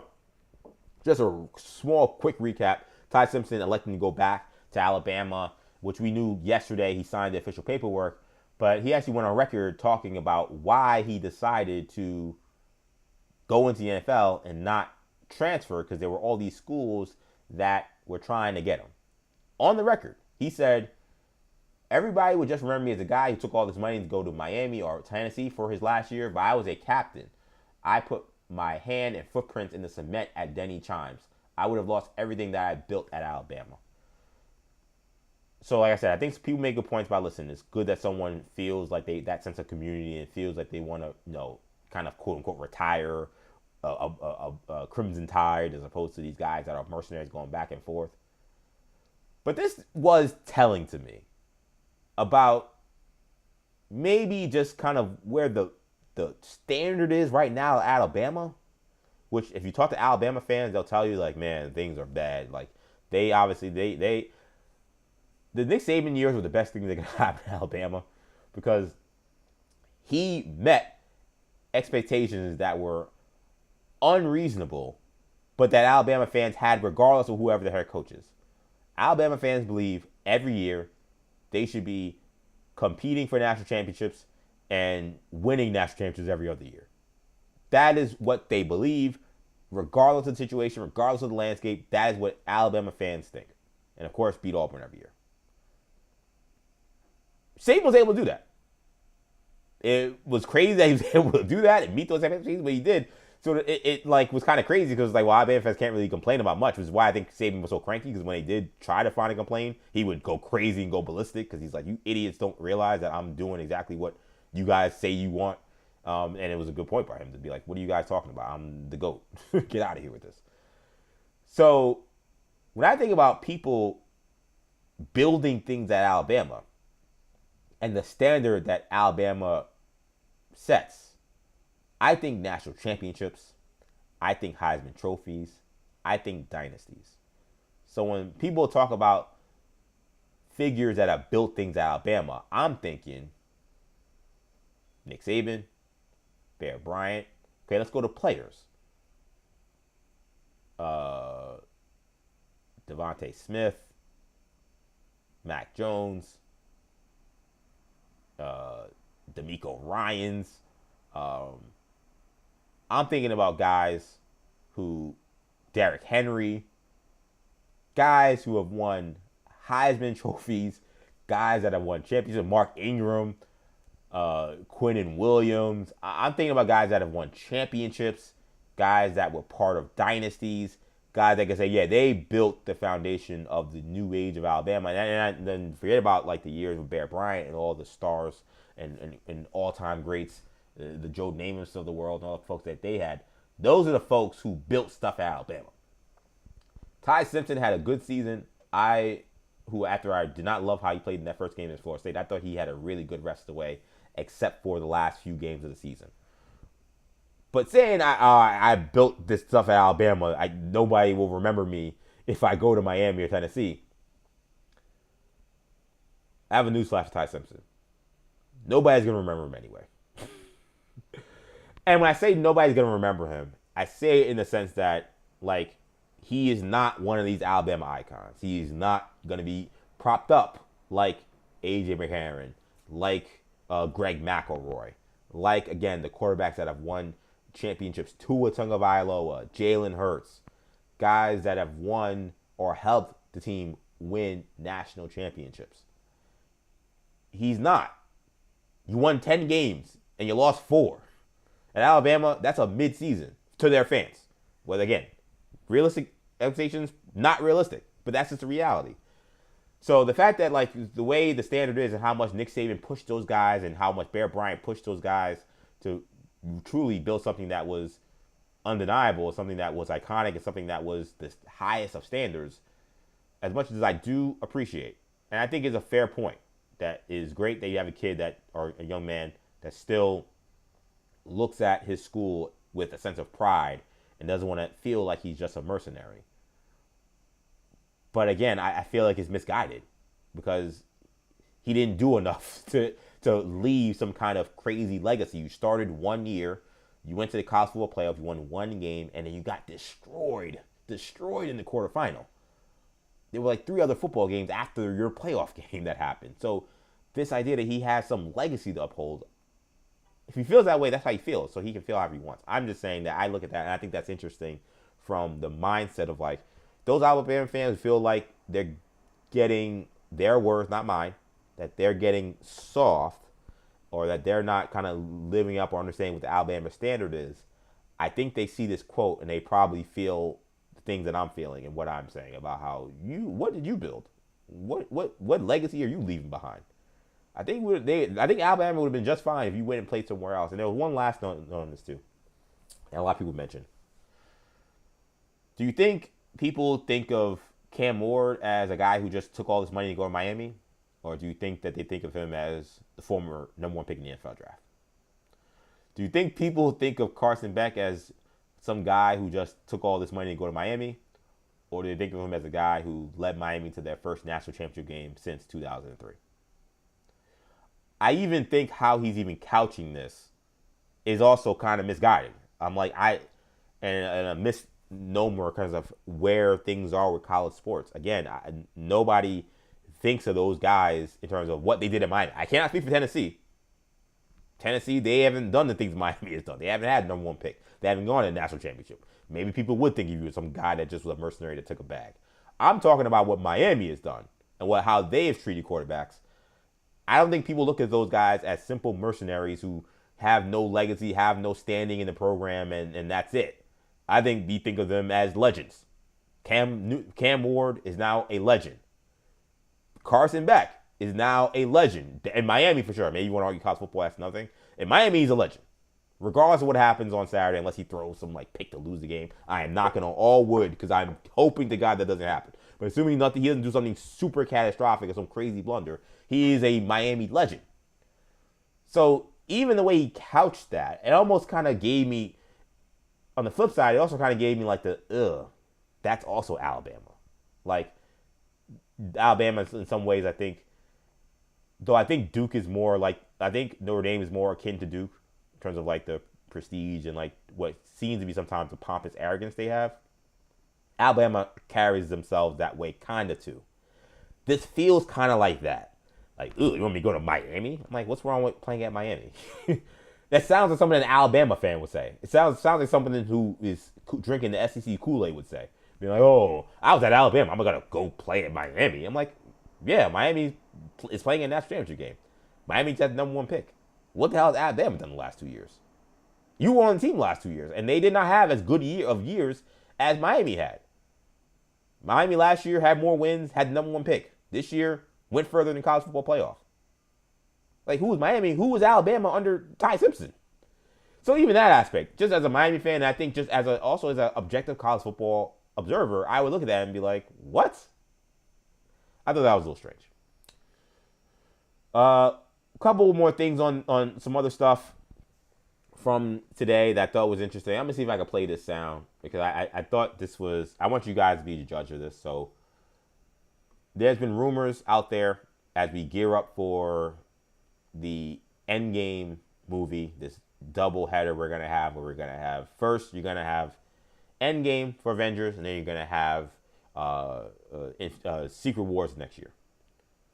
And rumors are starting to go around now that that Tatiana Maslany is not part of this. Tatiana Maslany was cast to play She-Hulk. She had the series on Disney Plus, She-Hulk. That series, it's fair to say, even though I thought it was very good and was exactly what you expect from a She-Hulk show, if you read a She-Hulk comic, but I can say confirmedly, it is extremely polarizing and controversial. There are a lot of people who hate the show and hate a lot of people to represent and all that stuff. I'm not going to get anything further into why, whatever, but all the conversations out there. And in fact, what you're about to hear from Tatiana Maslany actually speaks to some of that. So there have been reports that she was out at Marvel. Reports that she, I believe earlier this year, I'm not getting any kind of politics conversation, but just for the sake of context, she definitely, I guess, it leans left. And she had been very forceful about this idea that that what Disney was doing with the whole Jimmy Kimmel, and they pulled the show during that whole debacle that I'm not going to get into the details of. But she was very strong in the idea that people should cancel their Disney Plus to support, the fact that Jimmy Kimmel was getting his show suspended due to politics. That was why it was suspended. The people who were broadcasting it didn't agree with his politics, or that he was joking about politics in a way that they didn't like, so they pulled the show. So Tatiana, way back then, that was September, put out things and canceled Disney Plus thing. Then reports started coming out that actually she had left Disney. That over that whole situation, she met with Disney, decided that this was not a place she wanted to work anymore, that she was kind of almost taking like this boycott even further. And I heard the sound earlier. I'm trying to see if I can find it. Okay, I did find it. So that was out there. And it was being kind of like reported as like the real thing. And this is to My Time to Shine Hello, who had first reported this. And I'm looking at this tweet, and I'm going to have to play the audio. It says, unreliable scooper, My Time to Shine Hello. What I will say is, from our shows and me covering My Time to Shine Hello scoops, I don't know if it's a he or they are pretty good. They seem to get good scoops. They seem to get good stuff. Some things don't come true. A lot of stuff does. So I would not call them an unreliable scooper, but that's what it says in this tweet. Actually, I don't think I have to show you. I should be able to just play it for you. So it's a little long, but I didn't get to cut it earlier, so that's why I'm playing it kind of on the fly here. I'm going to let you be the judge of this. She makes comments addressing these rumors that she's out at Marvel because of politics. Here is her. She was on some podcast. I don't know. It does not say what podcast she was on. Anything I've read has not suggested what podcast she was on. You be the judge as to what she is doing when she makes these comments on her reportedly being out at Marvel. You're back in Avengers Doomsday. Nope. Now, what's going on? Disney has approached me to play She-Hulk again.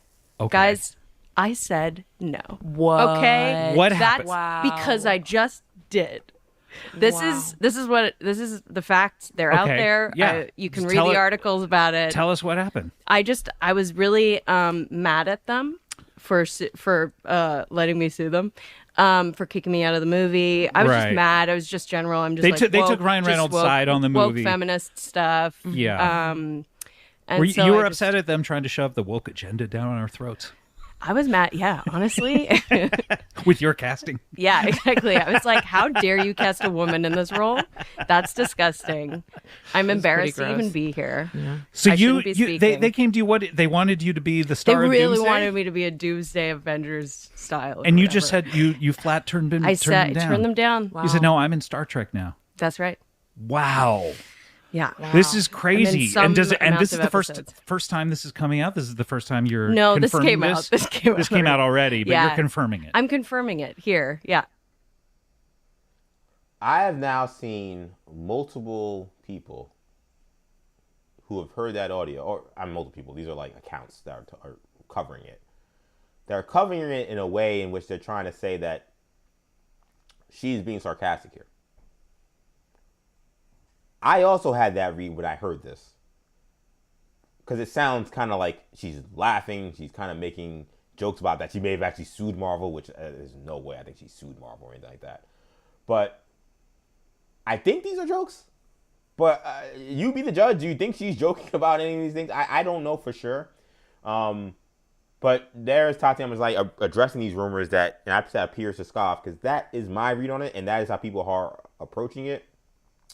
But what's funny about that audio is it almost seemed like if they were trying to play a ruse and play a joke and have fun with a rumor that they want to confirm is actually not true by sarcasm, it felt like the host of the podcast did a bad job of playing along. Like, it feels like they're not in on the joke. Like, they're actually like, wait, oh my God, you really did? And they're not as good at, Tatiana is an actress, and that person I don't know for sure, I assume is not. I definitely assume they're not as famous as Tatiana Maslany. I've not heard anyone say who that person was on the podcast with her. But they're not as good at acting if they're trying to be sarcastic, so they sound serious. So it just makes me think, well, maybe this is serious. Maybe she is telling people that she's not going to be in Avengers Doomsday, but maybe she's having fun with, why, and saying that it's not why, it's not because, any politics or woke agendas or anything. It's whatever. She didn't want to be in it or whatever. So I don't know, but this doesn't clear up anything. I think people are still trying to figure things out. There's some people leaping to the conclusions that she's not in it.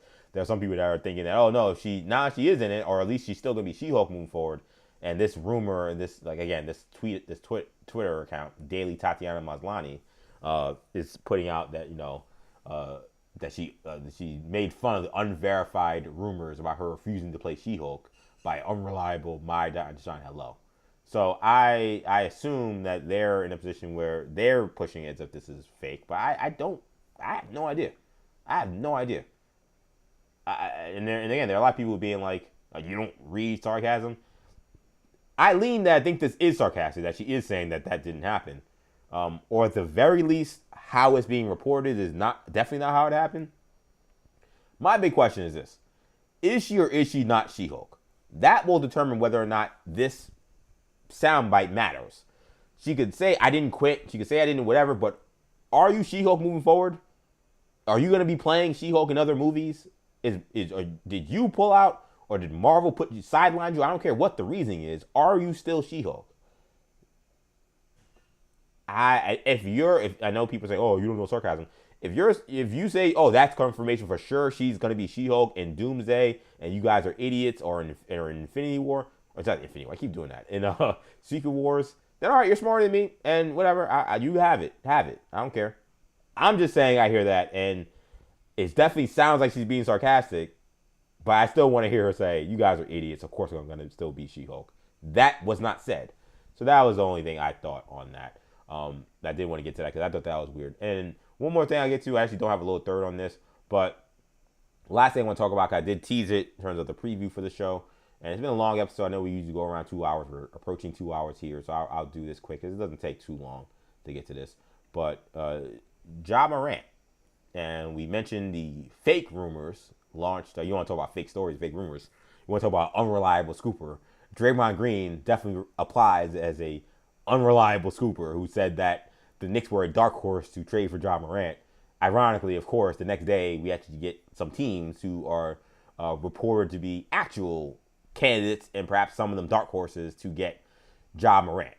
So what we learned is, and I put the tweet up so people can see the folks that are being linked to Ja Morant, but the Heat, the Kings, and the T-Wolves are the squads that are being discussed in regards to acquiring Ja Morant. Here's the tweet from, obviously it's from NBA Dunk Central, but I'm trying to get the actual, what's it called? The affirmation, not the affirmation, what's it called? No, the credit for who put this up. And of course, this is where my computer decides to slow down and not give me the tweet the way I want to. So of course, it's taking forever.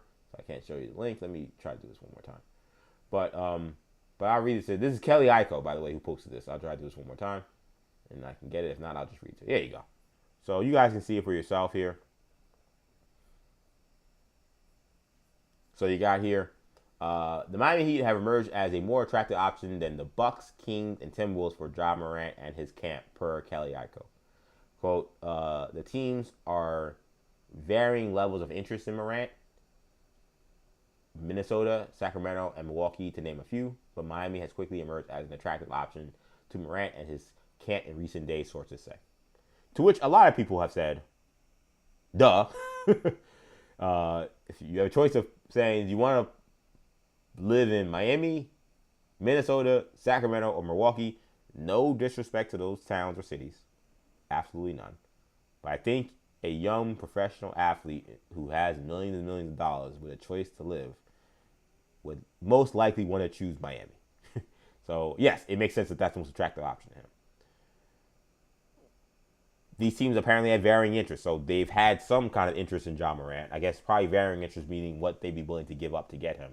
I assume it's not that much.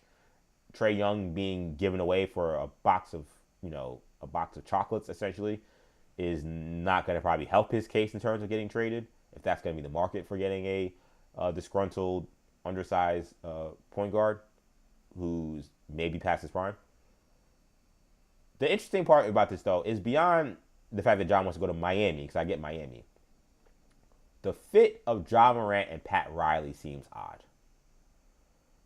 Pat Riley, he'll take chances on guys who have had character stuff. He took a chance on Caron Butler. He's taking chances on Michael Beasley. He's taking chances on guys, and it's been varying results. There's some guys that have gone there and Pat has straightened their career, straightened their lives out, and they've had great times. Literally, I had to name two guys, like Caron Butler, and who went to the NBA, had a good start to his career because he got the discipline stuff from Pat Riley, even for a short time.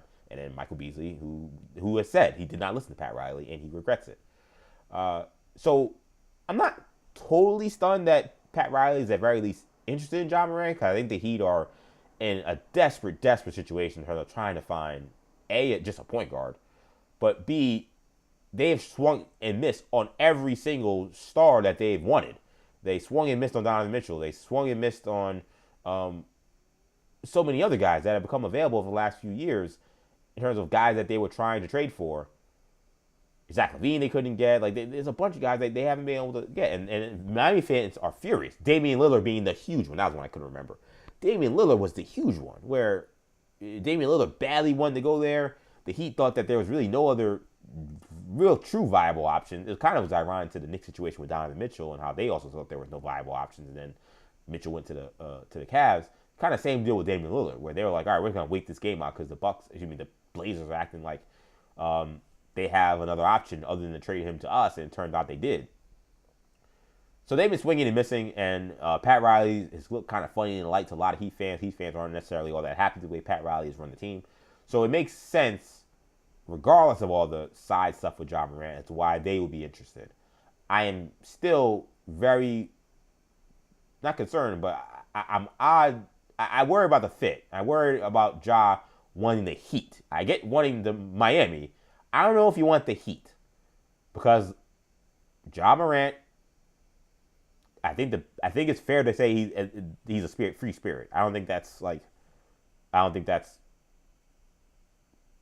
disrespectful, and I also don't think that's like speaking out of turn about who he is. He's definitely a free spirit. He's definitely a guy who goes to the beat of his own drum, and then we've seen some instances where it actually is extremely counterproductive to his life and his career. But at the very least, you could say he's a free spirit. I don't think free spirit and Pat Riley's Miami Heat fit well at all. I don't. I don't think someone who, while I could argue he needs the structure that comes with and the discipline that comes with being a member of the Miami Heat and playing for Pat, for Eric Spoelstra, that is in turn also playing for Pat Riley. I think he 100% needs that. Given how he has played this year, given how he has acted this year, given how he has presented himself for the last 2 or 3 years, he does not strike me as someone who is ready for that kind of influence on his life. So I have questions about whether or not this would work. I'm not, and I said it on yesterday's show when I talked about Ja Morant. I'm not someone who thinks that there's no chance Ja can't have some level of redemption, that he doesn't return to being an all-star guard. I still think there's some stuff left in the tank. I know there are scouts that have watched him play and feel like he's a step slow and doesn't have the same burst of athleticism. And he's the kind of player where if he does not have that, that is of concern, because that's the lifeblood to his game. He is not the greatest shooter. He has a great handle, but his speed and his leaping ability is what makes him a special talent. If he does not have that, or that slipped even a little bit, that is major red flag for anybody that is getting into business with Ja Morant. But I still think he could be a good player if he still has some of that. We just saw Jimmy Butler clash in major ways with Pat Riley, and Jimmy Butler, he is a disruptive guy, to be clear, but I don't think Jimmy Butler has the same life crisis issues that Ja Morant has had. So I hope that Ja, when he's looking at the Heat as an attractive option, is not just looking at Miami.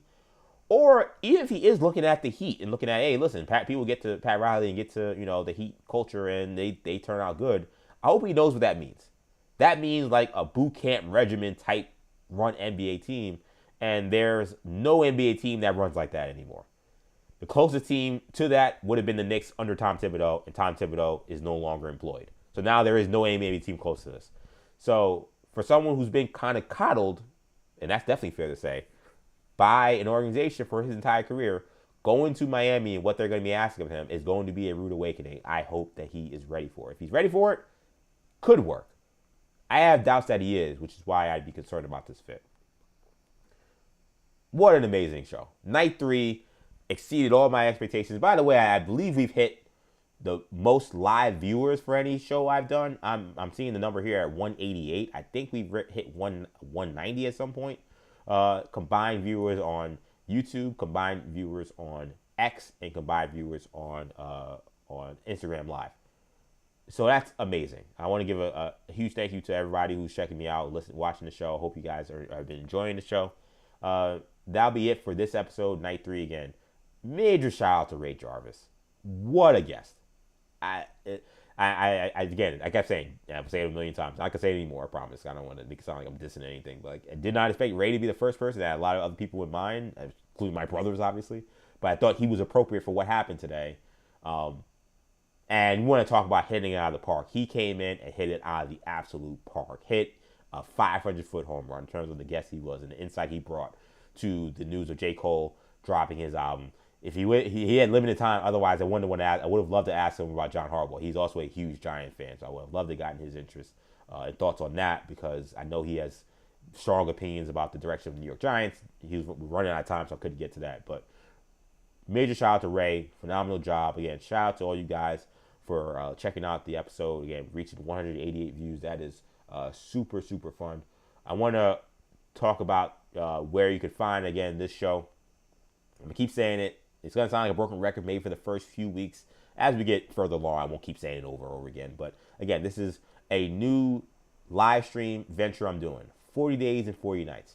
I'm hosting 2 live streams per day, every weekday, Monday through Friday. New live stream talking sports. As we now know, sports, pop culture, superhero stuff, hip hop, all that kind of stuff. Mostly sports, but again, we're going to veer off the reservation a little bit with some of my interests, which are Marvel and DC news and hip hop news. So we'll have some of that stuff on the show as well. Every day, Monday through Friday, 8 a.m. a live stream that you can find on YouTube, New Generation Media, on X, EJ_Stewart, and on Instagram, Live Action EJ. And also, same accounts at 6 p.m. 8 a.m. and 6 p.m., totally live shows. Obviously, if you're on X or you're on YouTube, those shows, then once they're done, they get posted. You could watch them back, or if you miss one, you could always go to my channels and watch those. Also, you can check us out on our podcast channel, New Generation Podcast Network. NU Generation Podcast Network. That's where you'll find the audio version of 40 Days and 40 Nights. Every episode that I do live gets posted to our podcast channel. So if you miss an episode and you can't watch it on YouTube or X, you can always listen to the audio podcast. You can get a New Generation Podcast Network wherever you get your podcasts. Apple Podcasts, Spotify, SoundCloud, Stitcher, TuneIn, I believe Google Play as well. Anything you listen to, you can find New Generation Podcast Network where you'll find these episodes. Make sure you follow me on X, EJ_Stewart. Make sure you follow me on Instagram and TikTok, Action EJ. And make sure, of course, you follow the show's social media accounts as well in terms of the channel. New Generation Pod on X, New Generation Podcast on Instagram. That will do it for this edition of 40 Days and 40 Nights. Night 3, it's in the books. I'll be back 8 a.m. talking more sports, pop culture, whatever comes to mind. Again, thank you guys so much for checking us out. Thank you again to Ray for joining the show. I will see you guys tomorrow. I'm out.